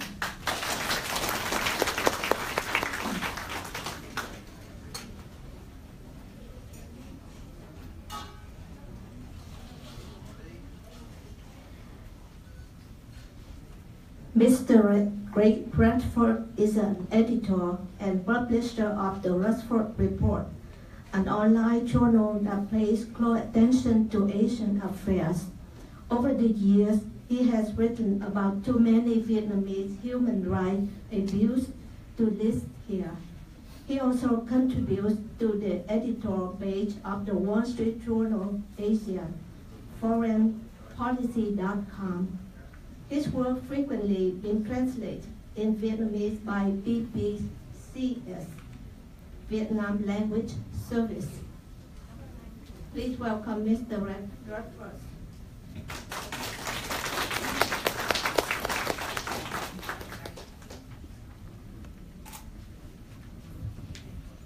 Xin chào quý vị. Xin chào quý vị quay cùng. Shall I continue in English? Yeah. Well, it won't be hard to keep these remarks in a short perspective because I lost my speech at the desk, the security desk, and everything I was going to say, except maybe one thing, has already been said anyway. that one thing concerns Radio Free Asia. Now, you all know about the brave bloggers that have contributed to Radio Free Asia and have ended up in prison. But yesterday, Radio Free Asia had a story on because I lost my speech, I can't remember his name, but he was the gentleman who headed Petro Vietnam for a number of years and ran it into the ground and lost hundreds of millions of dollars. And it was one of the bigger scandals in a country that has really big scandals. And he was demoted from his job doing something or other, but he's still on the Central Committee of Vietnam. And he said that he apologized, and he gets to keep his job and involve himself in economic development for the Central Committee of Vietnam. And the others go to jail. But Radio Free Asia, and here's the thing that I have noticed that hasn't been mentioned here.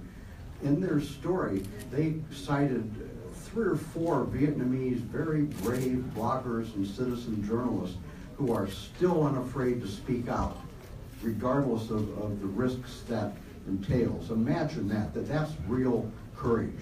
And when I saw that Radio Free Asia report today, I felt real strength. Because it's easy for me to write about Vietnam. I'm not there, they can't touch me. But people right inside the country and supported by you, and God bless you. And I'm going to be with you until the end. And we are going to win.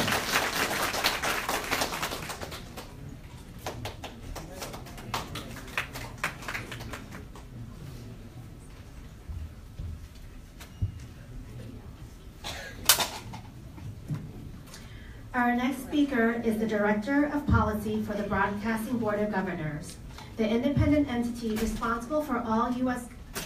government-sponsored, non-military, international broadcasting. Please welcome Mr. Charles Goolsbee. Thank you all. Good morning. It's an honor to be here with all of you, some of whom I know a very long time in this wonderful cause. The Voice of America is our nation's premier international broadcasting service. As you know, it reaches millions of listeners through radio, television, internet, in 44 languages around the world. Established in 1943, VOA's Vietnamese service is one of the oldest and broadcasts 2.5 hours daily to up to 1 million Vietnamese. Many overseas Vietnamese tune in as well, and the website is particularly popular. Vietnamese government's attitude towards a free press is well known to you all. A nation of one-party rule, its authorities exercise strict control over news and information. VOA was chartered by Congress to serve as a consistently reliable and authoritative source of accurate, objective, and comprehensive news. It presents a balanced and comprehensive projection of significant American institutions, gives listeners an understanding of U.S. government actions and policies, and promotes responsible discussion of these policies. Presentation of policy is primarily done through daily editorials written for radio broadcast, in video spots, and over the internet by myself and my colleagues in the ITV Policy Office. The editorials are clearly identified as reflecting the views of the United States government. With a global audience of more than 100 million, we work diligently to fulfill a vital role in public diplomacy. Over the past year, our editorials have focused on a number of issues in relations between the United States and Vietnam, but human rights has been a priority topic. Of the 9 editorials concerning Vietnam we produced for VOA, 4 have concerned human rights conditions in Vietnam. Today we are releasing the following editorial for use by all VOA services. An editorial reflecting the views of the United States government. Every year the United States marks May 11th as Vietnam Human Rights Day to highlight our nation's support for promoting and protecting basic freedoms in that Southeast Asian nation. While Vietnam's human rights record has improved in recent years, there remain serious concerns. The Vietnamese government, for example, imposes limitations on freedoms of expression, assembly, association, and religion or belief. Vietnamese authorities apply vague provisions of the penal code to criminalize peaceful expression and unregistered religious activities. There have been repeated reports of plainclothes police seeking to intimidate and silence government critics. Courts convicted 12 activists in 2016 for peacefully exercising their views, compared with just 2 in 2015.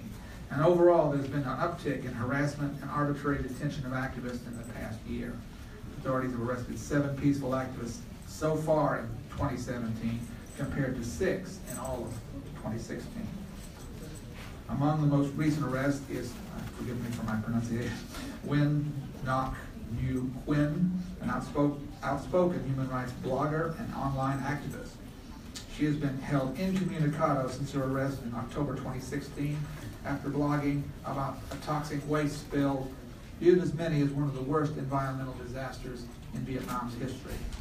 The government also recently pressured internet providers such as Google and Facebook to remove content it finds politically toxic, unquote, including pressuring brands to pull all their advertisements from sites. On a more positive note, Vietnam has made a steady but albeit incremental progress in legal reform. 2015, Vietnam's National Assembly passed a new law on belief in religion that relaxed some restrictions on religious communities, but did not go far as many had hoped. The Vietnamese government has pledged to undertake further legal reforms to bring Vietnam's law in line with its international human rights and labor commitments. As Secretary of State Rex Tillerson has made clear, the United States will continue to advocate for universal values such as human rights and religious freedom, including religious freedom for all the people of Vietnam. And that was an editorial that's been released today for all of our services. The IBB Policy Office has received many expressions of thanks from Vietnamese human rights activists for its presentations of U.S. policy. Perhaps the most meaningful came from Dr. Nguyen Dan Quay, whose 1990 call for Vietnam to respect human rights did much to inspire this event. He wrote, "Thank VOA and the people. Thanks to VOA, the people know about international community support for human rights, democracy, and true freedom for our country. VOA and its IBB Policy Office take seriously this responsibility to bring this message of hope and support from the United States government to those struggling against repression in Vietnam and many other parts of the world." Thank you all.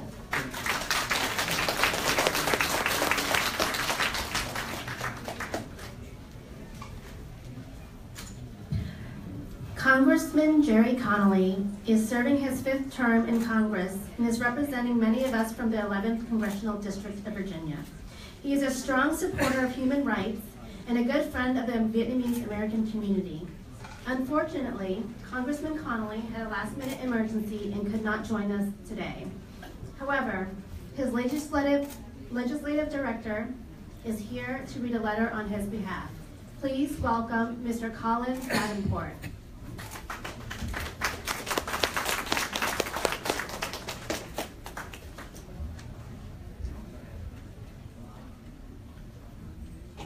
Mr. Colin Davenport.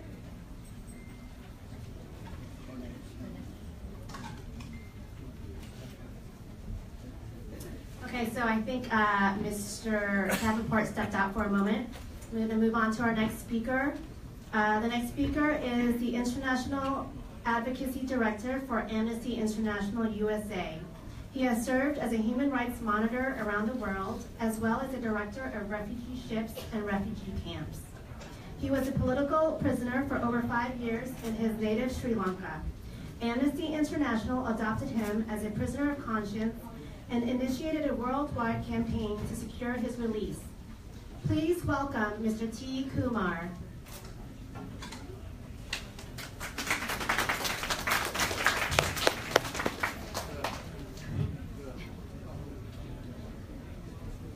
Mr. T. Kumar.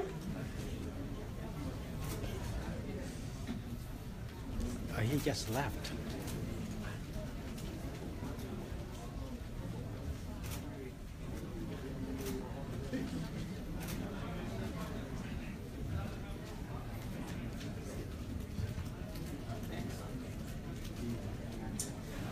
Okay, so I think Mr. T. Kumar also may have stepped out for a moment. We are going to move on to a letter that was sent in.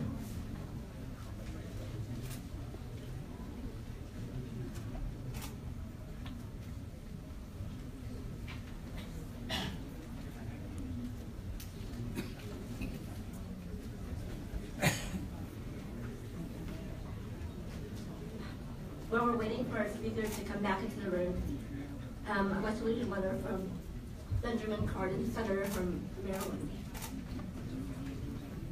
Dear Vietnamese community of DC, Maryland, and Virginia, thank you for your gracious invitation to the 23rd Annual Commemoration of Vietnam Human Rights Day. This event is an opportunity to bring awareness to the human rights violations of those Vietnamese citizens who peacefully express their political and religious views. Like you, I believe that the United States has a vital interest in promoting respect for individual rights around the world, including in Vietnam. While I have applauded efforts to forge a comprehensive and strategic partnership with Vietnam, I've remained deeply concerned about worsening human rights problems there. In particular, the government's intensifying crackdown on free speech. I continue to believe that improving Vietnam's human rights record must be a centerpiece of any effort to deepen and broaden the partnership between the United States and Vietnam. As ranking member of the United States Senate Foreign Relations Committee, I have worked to make human rights central to our foreign policy agenda, and I appreciate all the work you and other members of the Vietnam human rights community do to promote universal rights. I hope that, together, our efforts will lead to substantive progress towards the day when the people of Vietnam can gather freely to express their political and religious beliefs. Sincerely, Benjamin L. Cardin, United States Senator.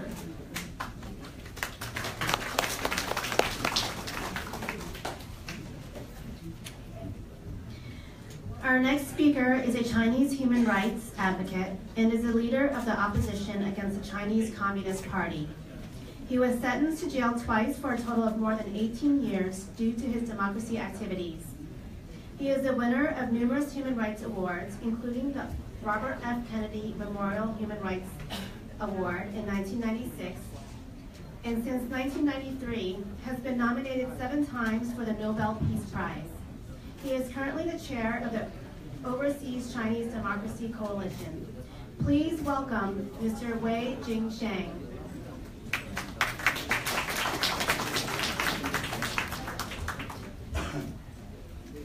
谢谢大家，非常高兴每年在这儿跟大家聚在一起。 Thank you all. I'm very happy to get together with all of you every year. 我看今天来的不光是越南的朋友，也不光是中国大陆的朋友，还有西藏的朋友，还有法轮功的朋友。现在这个已经成为大家共同的一个节日。 I see the people coming here, not only our Vietnamese friends, but also Chinese friends, Tibetan friends, Falun Gong friends. This has to be a date we get together. 为什么会有这种情况呢？我觉得很重要一条就是我们都在共产党的共同的压迫之下。Why we get together here? Because that's because we all suppressed by the Communist Party. 越南人民要人权，其实各个民族的人民都要人权，都在反抗共产党的压迫。 The Vietnamese people want human rights, but all the people want human rights. We're all against the suppression of the Communist Party. 但是呢，最近这些年以来呢，有一个新的现象。But there's new phenomena in the last few years. 也就是各国的共产党，他们在互相的联合起来，虽然他们也有矛盾，但是他们在互相联合起来。 And the communist parties of every country, they are united together. 表面上他们吵一吵架，但是实际上在私下里呢，他们在一起合作。On the surface, they may quarrel with each other, but underground, they always gather together and unite together to each other. 也许他们在分糖吃的时候，他们是有矛盾的，但是在对付我们这些普通老百姓方面，他们是完全共同利益的。 Maybe they are in conflict with each other when they try to figure out who should get more candies. But in the issue of suppressing the people, they have the same benefit to each other. 而且各国的共产党都在他们各自的老百姓里边散布一种错误的观点，以为中国人和越南人有矛盾，中国人和西藏人有矛盾，中国人和这个法轮功的朋友也有矛盾，他们试图挑拨我们之间的团结。 And then all the communist parties, they have been doing the same thing. they try to say the Chinese have the conflict with the Vietnamese, and Chinese have the conflict with Tibetans, or with the Falun Gong friends. They try to say we have the conflicts to each other. 他们不但在越南朋友的内部散布这些错误的言论，而且在中国的人民内部也在利用民族主义来挑拨我们所有人民之间各国人民之间团结。Not only they use the nationalism, try to stir up the conflict, try to say those words within the Vietnamese community. They also do the same with the Chinese communities. Try to use the nationalism to split us. 我经常跟那个 Dr. Tom 说，虽然中国人和越南人有矛盾，广东人和广西人还有矛盾，北方人和南方人还有矛盾，但是在面对共产党的压迫面前，我们的利益是一致的，我们应该团结起来。I often talk to Dr. Kwang Yan that yes, indeed, there is a conflict, say, between Chinese and Vietnamese, but there is a conflict or difference between the Guangxi people in southern China, Guangxi province versus Guangdong province. There is a difference between the southern Chinese and the northern Chinese, but still we do have the same interest. 其实共产党能够统治大家，能够把大家压迫在它之下，还有很多的花招，其中一个很重要的花招就是挑拨人民和人民之间进行内斗。The reason that the Communist Party was successful to suppressing the people is it has many tricks, and one of very important tricks is that to stir up the conflict between the people in its effort to suppress the people. 他们不但在国家之间、在民族之间挑拨，就是在同样的人民内部，他们也仍然要挑拨各种各样的矛盾。They stir up the conflict not only between the different nations, between the different ethnic groups, but they also stir up the difference and the conflict between different kind of people. 老百姓自己和自己打得头破血流，那么共产党就渔翁得利了。When the people are in conflict with each other, then the Communist Party, the Communist regime could be benefited from that. 我经常碰到人问我，为什么只有那么几个共产党人，不多的占1%的共产党人，居然就能统治99%的老百姓呢？ And people always ask me, how could it be 1% of Communist Party members in rule of 99% of people? 我想很重要的一点，虽然有很多原因，但是很重要的一点，就是我们被他们给挑拨了，我们自己不够团结。 I think one of the very important things is we are not united to each other ourselves, and we were tricked by their effort to stir a conflict within each other. 现在我觉得我们这个形势非常好，比如像今天，我们越来越多的朋友能够团结在一起，这就是我们胜利的最大的希望。 And I think the situation is very good for all of us now, like a situation like today, when we all stand together, and then that's the best hope for our victory. 谢谢大家。 Thank you.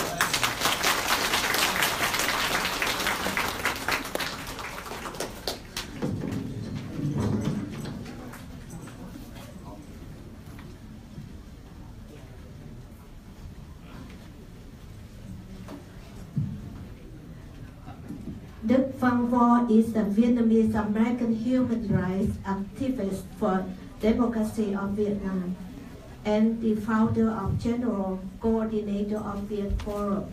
He currently resides in Southern California and works as General Administrator for the Law Office of Richard Hurley and Viet Forum Legal Center in Westminster, California. Please welcome Mr. Đức Văn Vo.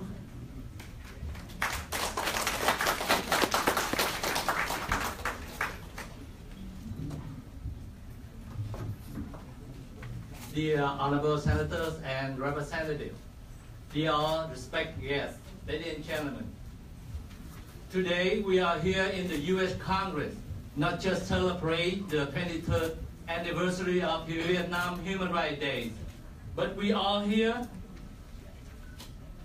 to speak out loud, to fight for Vietnam human rights violation that happen every day in Vietnam. My intention is telling all of you and the world a most recent dangerous matter.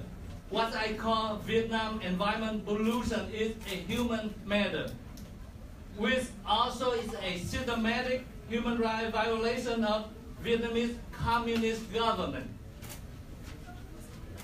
When thousands of corrupt officials of Vietnamese communist government collude with Chinese industry manufacturers, dumping chemical toxic waste into Vietnam river, land, and ocean that kill millions of lives, including people and animals. These acts of illicit dumping toxic waste are not just environment violation, but I consider that is human rights matter or human rights violation of Vietnamese communist government. Recently, I would like to mention about a deadly environment disaster committed by Formosa steel manufacturer collude with Hà Tĩnh official. It happened in Hà Tĩnh province, the central of Vietnam, in April 2016. According to international environment group and local reporter, Formosa Hà Tĩnh toxic waste incident had destroyed 1,000 tons of fish and sea life. It ranking 300 miles along central coast of Vietnam. Moreover, it has been affected 2 million of lives of Vietnam along the area. This is a contaminated contaminated of phenol, cyanide, and iron hydroxide. We consider Vietnam is systematic, do some environment to kill Vietnamese people. Definitely, the human rights pollution and environment pollution is reached to the highest level. We now here today to call all of us. We find some way and do something to help to stop this problem. Thank you very much for your listening.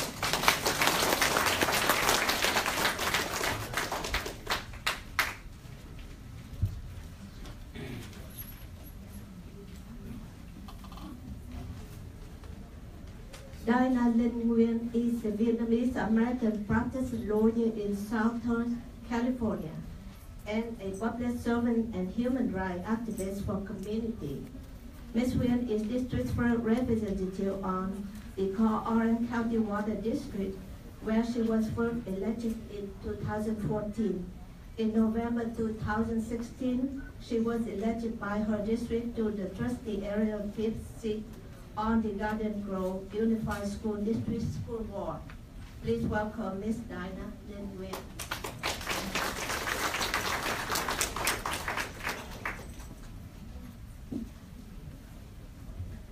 Thank you, Senator John Cornyn, for having this forum today. Ladies and gentlemen, thank you for the opportunity to be in this magnificent hall where our amazing leaders and the great thinkers following them have made, changed, and canceled policies to secure and further the welfare of this great nation. I'm much honored to be among the very dedicated human rights advocates here to express concern for the voiceless victims regarding the issue of human rights in Southeast Asia, and particularly Vietnam. I beseech your sentiment and wisdom to hear and act on the testimonies which I are about to give on the account of violations in Vietnam. We are in full accord when Congress takes measures to encourage foreign countries to improve human rights conditions in other parts of the world. There are state reports that human rights violations are improving in Vietnam. But why do we continue to have discussions on the issue? Because as people, we know that our conscience leaves us no other choice but to be proactive. As a nation, we know that lack of human rights in other parts of the world causes negative impacts on our economy and the power to defend this nation. To treat lightly the human rights violation in Vietnam is to preserve and promote the power China exerts over other Caucasian countries. A power that can dangerously magnifies and manipulates foreign affairs and global economy at the detriment of the people of this nation.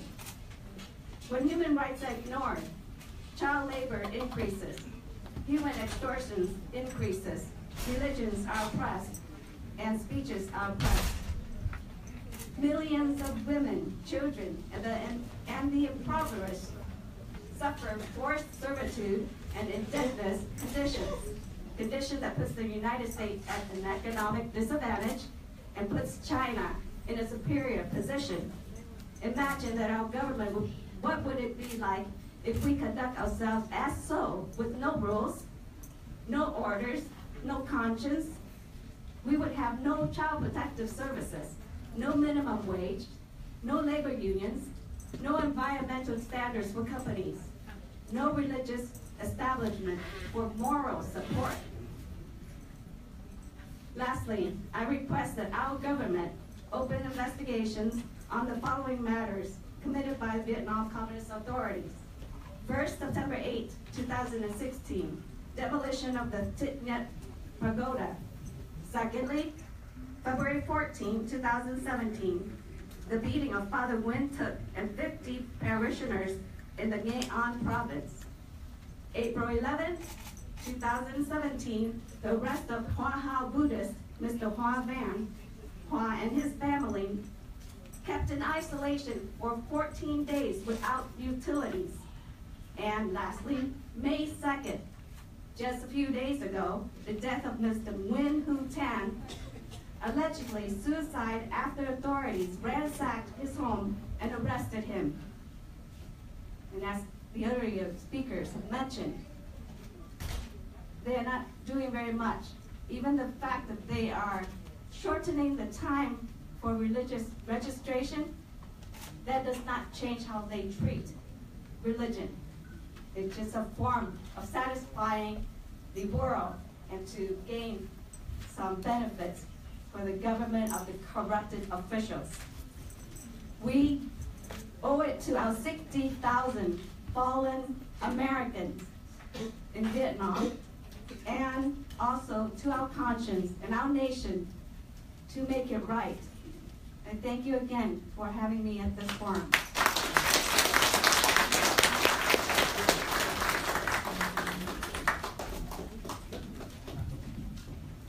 It is my pleasure to introduce the chairman of the Victims of Communism Memorial Foundation and Distinguished Fellow in Conservative Thought at the Heritage Foundation.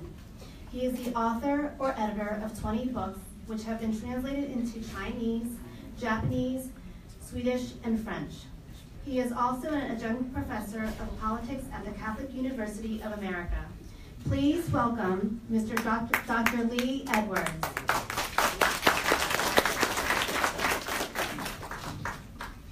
I just want to say two things. Number one, I want to thank the Vietnamese American community for supporting us when we built the Victims of Communism Memorial. Without you, we would not have been able to build it. You were the most steadfast group and community backing and the construction and the dedication of the Victims of Communism Memorial Foundation. On June 9th, just barely 1 month from now, we will have the 10th anniversary of the dedication of the memorial, just a couple of blocks from here, and you're all invited to come. Why do I mention this as being important? Because it shows what we can do when we work together, when we come together in a joint cause and a joint endeavor. In strength and in unity is our victory. Number two, we are going to build an international museum on communism here in Washington, D.C.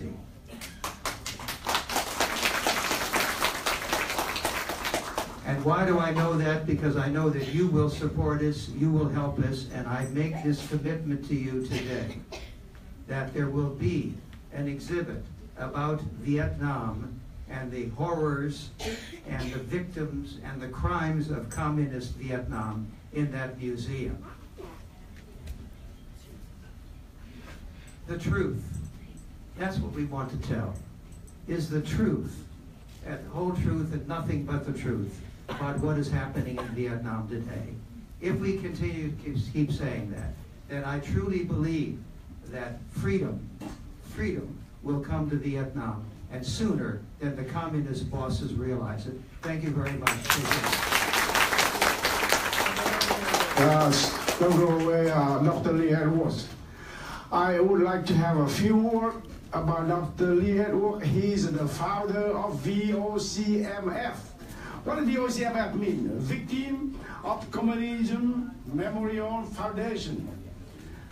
He's the one to work with us. The Vietnamese community has contributed to the statue of the 100 million people was killed by the communists. I would like to introduce you one of my team leader, Mr. Santum, the writer. He's the one with us. We work together, contribute 130,000 to the memorial. And Mr. Lee Edwards, Mr. Santum, please come here. Second hand with Mr. Lee Edwards from here. This is the one he worked with you, Mr. Santum. Okay. Now, Mr. Lee Edwards, in the past, you have a lot of victims of the communism. Today, we hope you help us to fight for human rights in Vietnam. Thank you very much.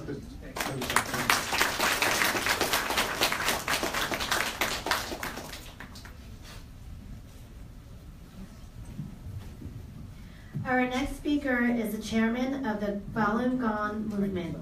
He is also the chairman of the Mechanical Engineering Department at Catholic University. Please welcome Dr. Sen Ni.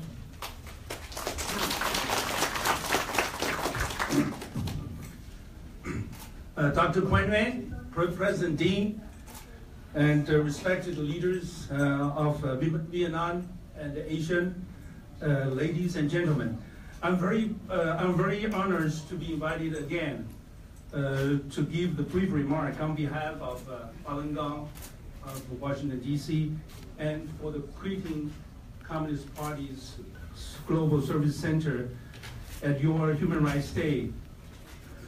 I'd like to commend Dr. Quang Nguyen, President Dean, and many friends here to organize this platform sharing the human rights and freedom of Asia. The delegation of Falun Gong, including me and many victims, we have a television station, Newtown Dynasty, and Epoch Time newspaper, radio, Sound of Hope radio, and Secret China newspaper. And here, they are all here with us. Then on my right is Miss Yang, Chonghua Yang. She just escaped from China to Asia, then 6 months ago to the United States here. She's a victim of tortures. Then she has a happy family of 4. Her parents was persecuted to death, including her sister. So she's alone today. She was testified for 1 minute later. I have been a Falun Gong practitioner for 19 years. This weekend, today and this weekend, 4 days, there are more than 7,000 Falun Gong practitioners from all over the world gathered in New York City to hold 4 days events to raise awareness of human rights atrocity and to call upon the international community to help end this largest human rights violation in Chinese history on Falun Gong. Then last month, April 19th, we hold a human rights forum in Raven Building, and there are 5 victims testify their sad stories. Few of them are here. I particularly bring up Miss Yang, have her to say just 30 seconds, 1 minute of her story.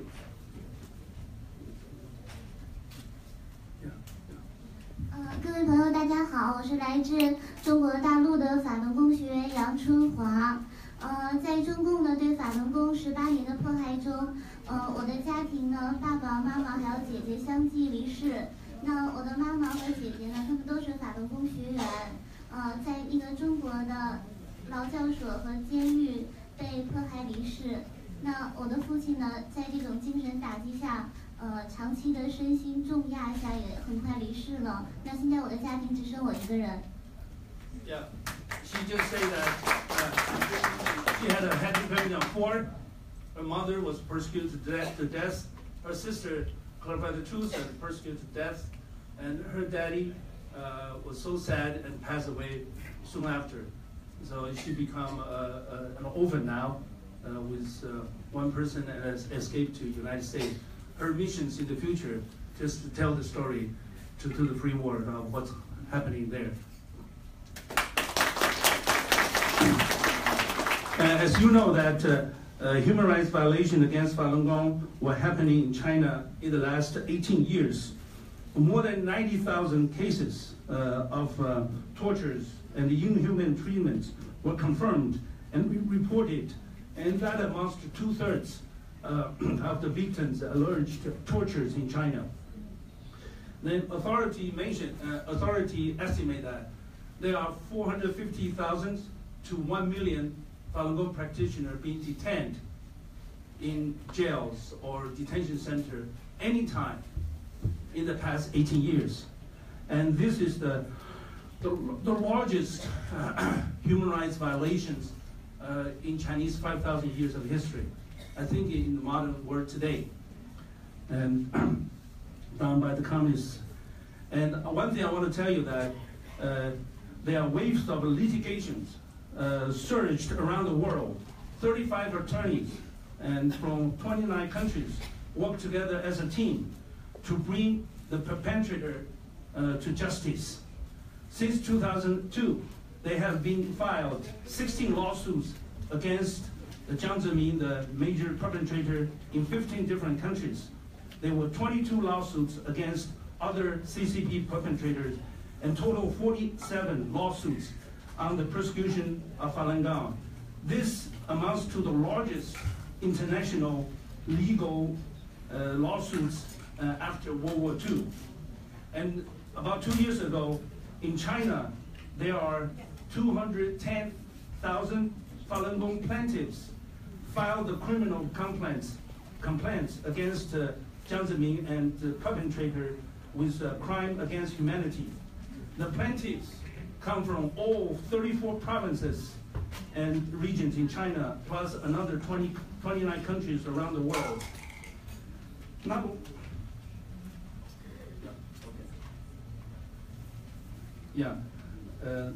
Not only that, I want to share with you the encouraging news that there are massive withdrawal from Chinese Communist Party and its affiliates continue to grow. There are 2,072 million courageous Chinese has quit the party and the communist affiliations today. And there are more than one Chinese quit the party every second. With these 4-hour events of yours, there will be more than 16,000 courageous Chinese contacted with communists in China. Then, and also, we have made extensive investigation of organ harvesting. There are more than 9,500 surgeons in China, half military, half civilians, in 900 hospitals and transplant centers who kill people alive, primarily Falun Gong, to rob their organs and sell on the market. China is the only one provide the organ supplies to the whole world. And we published the reports, 2 major reports in the last 2 years. And the Congress has passed Resolution 343 and earlier 281, and Senate passed Resolution 232, help condemn this barbarian, evil practice of organ harvesting. So here we urge the leaders in the U.S. Congress and the government make an independent investigation of this organ harvesting crimes against humanity and help end the persecution of 18 years long persecution of Falun Gong in China. Thank you all.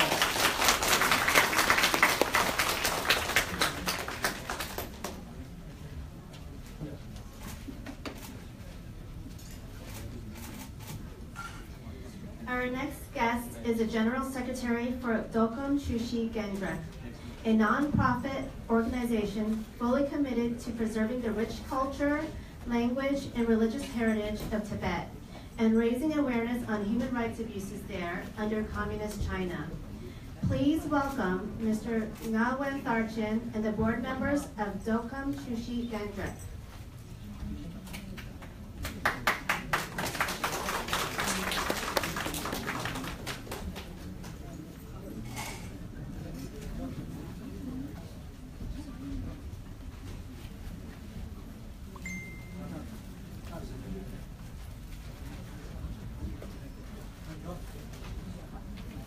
Hello everyone. We are from Tibet. We are current board members of regional Dokkum Chushi County based in New York and New Jersey. It is a great honor to be part of 23rd commemoration of Vietnam's Human Rights Day. We would like to thank Dr. Quinn and organizing committee for the kind invitation. Dokkum Chushi County was the first resistance movement formed inside Tibet on June 16, 1958 under the directive of Under Gompa Tashi, although it was not successful in securing the Tibetan independence and resist the spread of Communist China.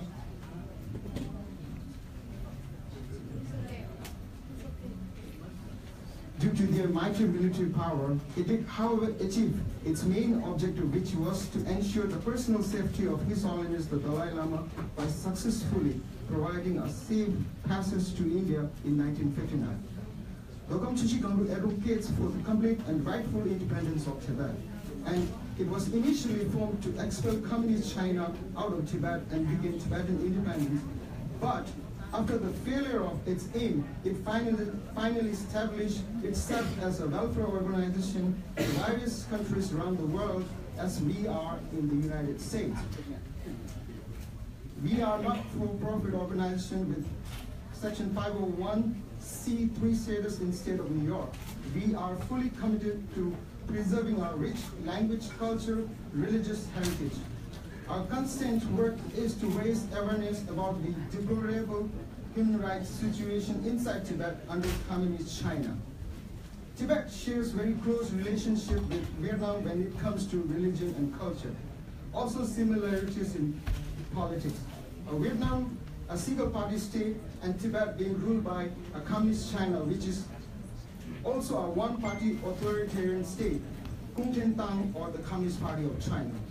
In this 21st century, it is indeed very sad and unfortunate to see a single party or few people control and decide the fate of millions of people.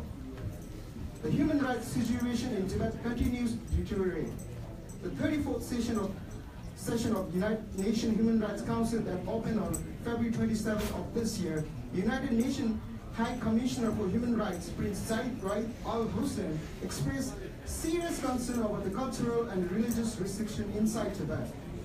Also on January 27, 2016, American Human Rights and Democracy Organization, the Freedom House, published its annual World Report and mentioned that only Syria received a lower score on freedom and human rights survey in the world, which means human rights and freedom in Tibet is worse than that in the North Korea and Somalia. So far, 149 Tibetans have self-immolated in Tibet since February 2009, including the most recent one in April 15, 2017 by Wangchuk Tsedenla from Karachi in eastern Tibet. Since July 2016, the Chinese government has started the demolition of Larunga, one of the largest Buddhist learning institutes located in Serpa in eastern Tibet, that accommodates over 10,000 Tibetan Buddhists and nuns.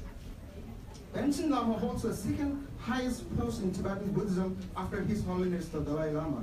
Soon after, the 6-year-old Gendil Chögyal Nyima was recognized as the reincarnation of previous Panchen Lama. He went missing and his whereabouts are still unknown. On April 25th of 2017, he turned 28 years old. Due to high influx of Han Chinese in Tibet, Tibetans have become a minority in their own country. Tibetan language, identity, and the culture are on the verge of extinction. Building environmentally destructive dams on the rivers of Tibet, that is the life source of billion people in South and East Asia, is alarming and real concern. When we talk about the rivers of Tibet, the Mekong River, which also known as Song Mekong in Vietnam, which originates from Tibet, and then that flows through China, to Burma, to Thailand, to Laos, Cambodia, and then to Vietnam.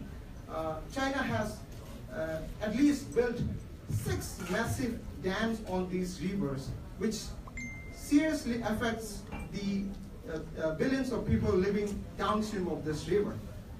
The human rights situation in Tibet remains critical, and it is imperative that all the government leaders, politicians, and ordinary citizens of the world join hands and speak up to defend human rights in Tibet, Vietnam, and all similar situations around the world. Last but not least, we want to say that all human beings deserve equal rights to live. The world does not belong to a single party, a corporation, a single family, or one person. The world belongs to all the compassionate, freedom-loving people of the world. Thank you.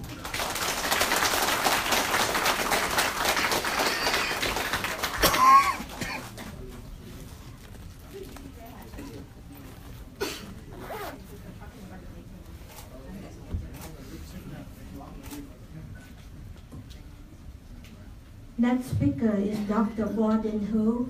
Dr. Ho is the president of the Federation of Vietnamese American Communities of USA and the co-chairman of the United Council of Vietnamese Homeland and Overseas. He has practiced medicine in California since 1980. Please welcome Dr. Ho, Warden Ho.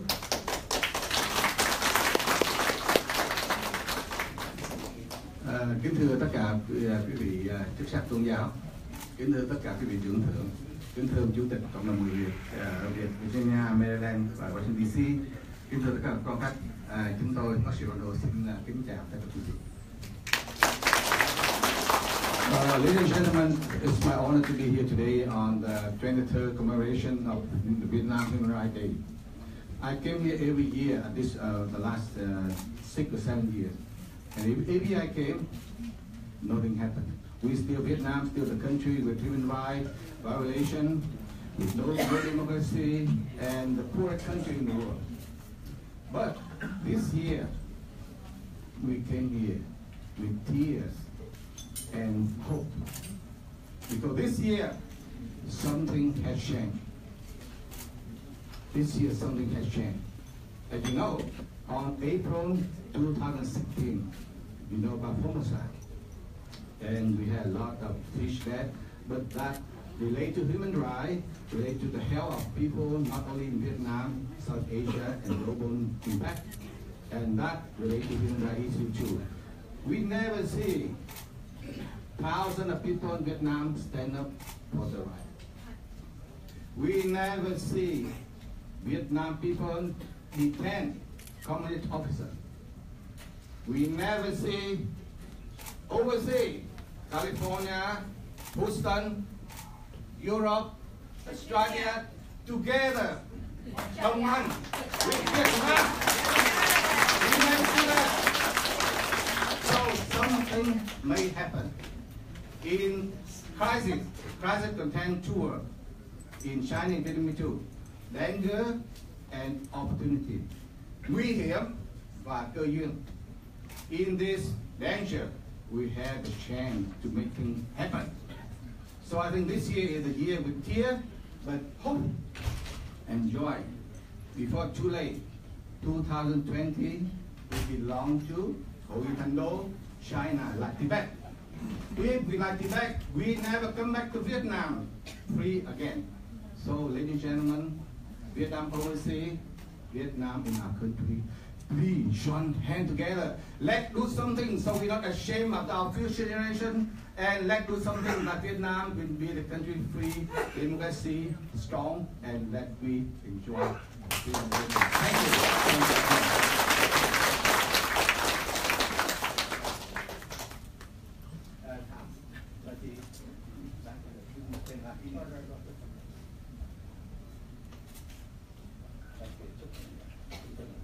Now I go to the airport. Thank you very much.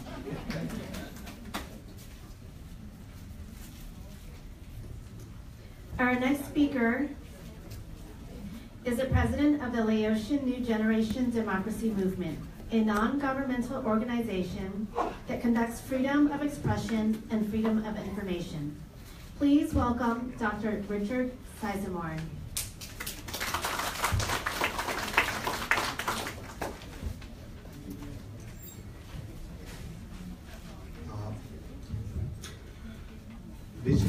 Distinguished guests, ladies and gentlemen, thank you for organizing committee. And I represent the Laotian freedom movement. And we are the same situation as Vietnamese, that we fight for freedom. As today, Laos and Vietnam, we are fighting along with the other countries as Burmese, Tibet, Chinese, and a lot of countries in Southeast Asia. We try to get freedom. That's what we want. That's why we are here today. We want to put the hands together and fight for our freedom. And I hope for Vietnam for this year, so I saw from Facebook and YouTube that they have some movement inside of Vietnam. So I want to urge the Vietnamese outside and inside now move more further. And Laotian will move further. And we will get our freedom. I am my delegation as Thai and Burmese and Chinese, and we will get along, go along together and win freedom. And thank you very much.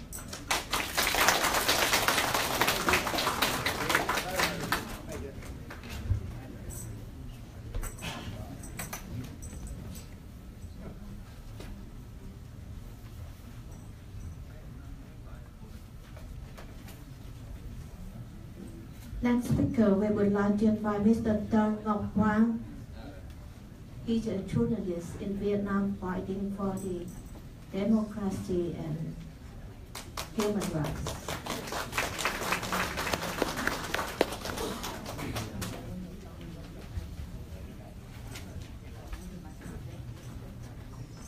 Kính thưa quý vị, trước hết là cho tôi gửi lời cảm ơn đến ông Đinh Ngọc Cường và bác sĩ Quốc Vân đã cho phép tôi được có mặt tại buổi lễ long trọng này.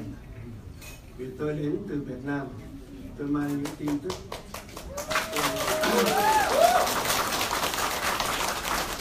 sự kiện đồng tâm và phong trào chấn hưng nước Việt.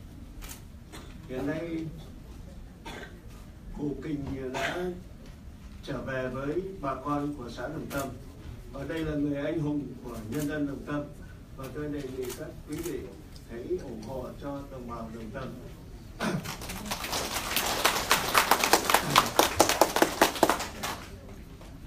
Và một nhân vật nữa đấy là Vũ Quang Thuận đã bị bắt cách đây 2 tháng và như là bị bắt cóc. Nhà cầm quyền không hề cho biết là hiện nay đang giam giữ ở đâu và không cho tiếp xúc với luật sư. Và chúng tôi cũng kêu gọi đòi trả tự do cho Vũ Quang Thuận. Cái ngày hôm nay là ngày đặc biệt bởi vì cái ngày này đối với hàng trăm triệu người dân Việt Nam trên toàn thế giới cũng như trong quốc nội có một ý nghĩa đặc biệt quan trọng, bởi vì với một cái thành ngữ tiếng Việt đấy là ngày nhân quyền cho Việt Nam đã được pháp chế hóa bởi luật pháp của Hoa Kỳ.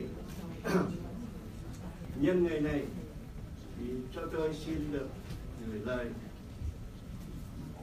đến đồng bào trong nước rằng tất cả những con tim Việt Nam đều đã đập cùng một nhịp với cái ngày nhân quyền cho Việt Nam.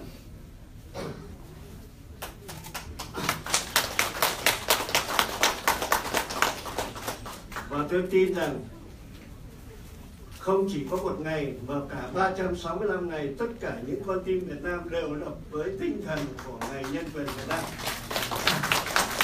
Đại đảng Cộng sản, đại đảng nhân dân, đại đảng Cộng sản, đại đảng hậu dân, đại đảng Cộng sản, thiện tri hành ác cho dân, đại đảng Cộng sản Việt Nam. Việt Nam Cộng Hòa muôn năm. Chúng ta giải phóng Cộng sản để đem độc lập tự do cho Việt Nam Cộng Hòa. Chúng ta trở lại Sài Gòn. Phải trở lại Sài Gòn. Cho tôi được gửi lời cảm ơn đến tất cả những người bạn của tôi ở Boston đã đưa tôi đồng hành đến cái ngày lễ nhân quyền rất long trọng này. Và xin một lần nữa cảm ơn bác sĩ Nguyễn Quốc Quân và ông Linh Hùng Cường.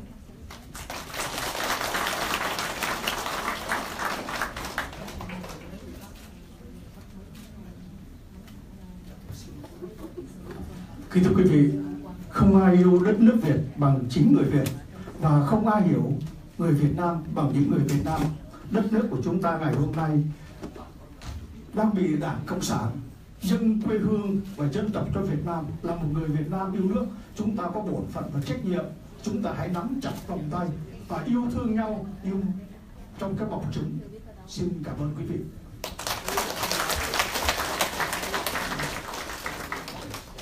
Kính thưa quý vị, kế đến chúng tôi xin được mời ông Nguyễn Ngọc Duy, đại diện cho phái đoàn đến từ Canada, và xin mời tất cả phái đoàn cùng lên trên podium này.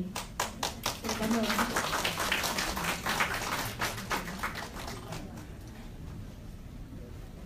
Xin mời phái đoàn 17 người đứng sau ông Nguyễn Ngọc Duy.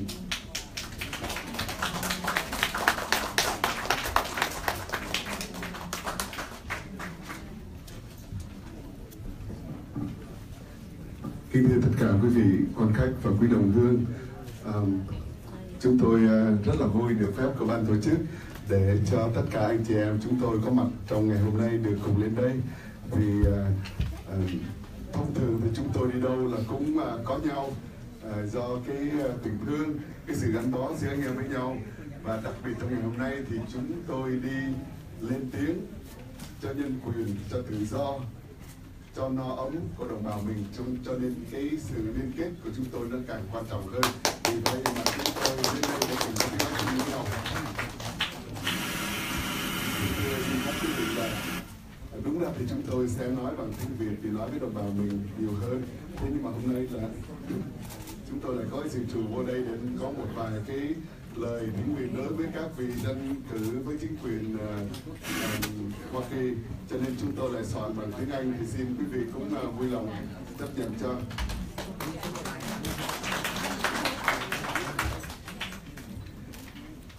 Distinguished dignitaries, honored guests, dearest friends and members of the Vietnamese communities across America, Australia, Canada, and the whole world. On behalf of the Vietnamese, of the Committee to Support Vietnam's Human Rights and Democracy and Vietnamese Canadian Association from Toronto and vicinities, we would like to thank the organizing committee for this opportunity to share our thoughts on this 23rd annual Vietnam's Human Rights Day. Many thoughts and ideas have been expressed. I won't repeat it. I won't repeat them. I would like to just stress the following point. One, after 42 years under the mismanagement and dictatorship of the current Vietnamese communist regime, life in Vietnam has transversed backward with increasing hardship and difficulties. Human rights, democracies, freedom of speech and religion have been trampled and suffocated. In the case of Father William Lee, for instance, Communist Vietnam has maintained its controlling grip. After many, many years of unjust imprisonment, Father Lee has gone very weak, feeble, and unsteady on his feet. Still, every time Father Lee wishes to step beyond his confined doors for some fresh air, he would be stopped right away, and the secret police would force him to return to his room. Is there anywhere else in this world or on this earth that such an elderly priest would be scrutinized and monitored? In the September 8th, 2016 treatment of his historical pagoda lintery in Thủ Thiêm, Saigon, and his spiritual abbot, Reverend Thích Công Thánh, just reviewed the brutal force they employed to seize and subsequently level the pagoda to its basic rubble. In recent fabricated entrapments, one could clearly see the lies against Father Đặng Hữu Nam and Winnie Pope, who have served their prisoners with the utmost loving care and never with any word or ideation of violence. A few weeks ago, the Vietnamese Communist Police inhumanly beat Ms. Lê Mỹ Hạnh in the privacy of her home. In recent days, the secret police of Vĩnh Long murdered and savagely slit the throat of Mr. Nguyễn Hữu Tấn. Just open your eyes and ears, and you will clearly hear the collective voice of the suffering mass demanding the return of their ancestral land, the Nhân Oan. 2, the U.S. government repeatedly voiced for the restoration of human rights and release of political prisoners. When pressed, the Vietnam Communist regime pretended to strategically release a few of them. But then, once they achieved their purposes and their goal, then the regime then retightened their grip and imprisoned even more dissidents, at the very least in order to further negotiate with the free world if necessary. Time and time again, the Vietnamese dictatorial regime have proven themselves that they had no intention. They never have intention to build any better life for their ordinary citizens, especially those with the values for human rights and democracy. All those rosy promises for human rights in Vietnam are only lies to appease the naive and never to be carried out in reality. For all the above reasons, I wish to request and strongly urge the American Congress and Senate to continue upholding the highest standards for human rights in Vietnam, to legislate laws and measures to enforce the Vietnamese communist regime, to respect the basic freedom to life for the ordinary Vietnamese citizens. And trước khi dứt lời, nếu ban tổ chức cho phép thì chúng tôi xin được hô một vài cái khẩu hiệu, không biết ban tổ chức có cho phép không? Bây giờ thì chúng ta không cần nói nhiều, tại vì chúng ta đã nói nhiều, nghe nhiều quá rồi. Bây giờ chúng ta cùng lên tiếng, chúng tôi lên tiếng và xin quý vị cùng lên tiếng, và tất cả người Việt Nam khắp nơi cùng lên tiếng cho một mục đích duy nhất là tự do, độc lập và nhân quyền của đồng bào chúng ta. Quý vị đồng ý không? Đồng ý. Bây giờ tôi không có nói trước là trả lời sao, quý vị tự trả lời có đúng không nhé. Freedom. Bây giờ tôi sẽ lên tông và quý vị lên theo nha. Freedom. Freedom. Freedom.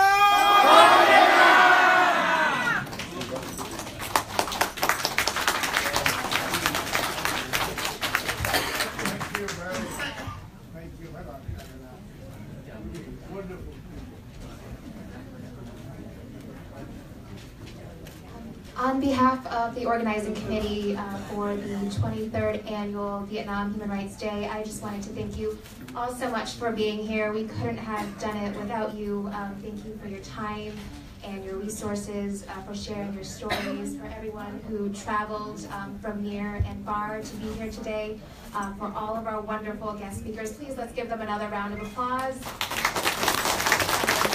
All of the press that is here sharing our stories more widely for everyone who couldn't be here today. Thank you so much. I want to now invite Gia Long up here. They're going to close us out with a song, Việt Nam quê hương ngào nghệ. Kính thưa tất cả quý vị, xin quý vị mở Google Chrome, chúng ta sẽ cùng hát bài Việt Nam quê hương ngào nghệ. We represent Gia Long Association. We would like to sing a song for proud Vietnamese, always join together, fight for human rights and freedom for Vietnam.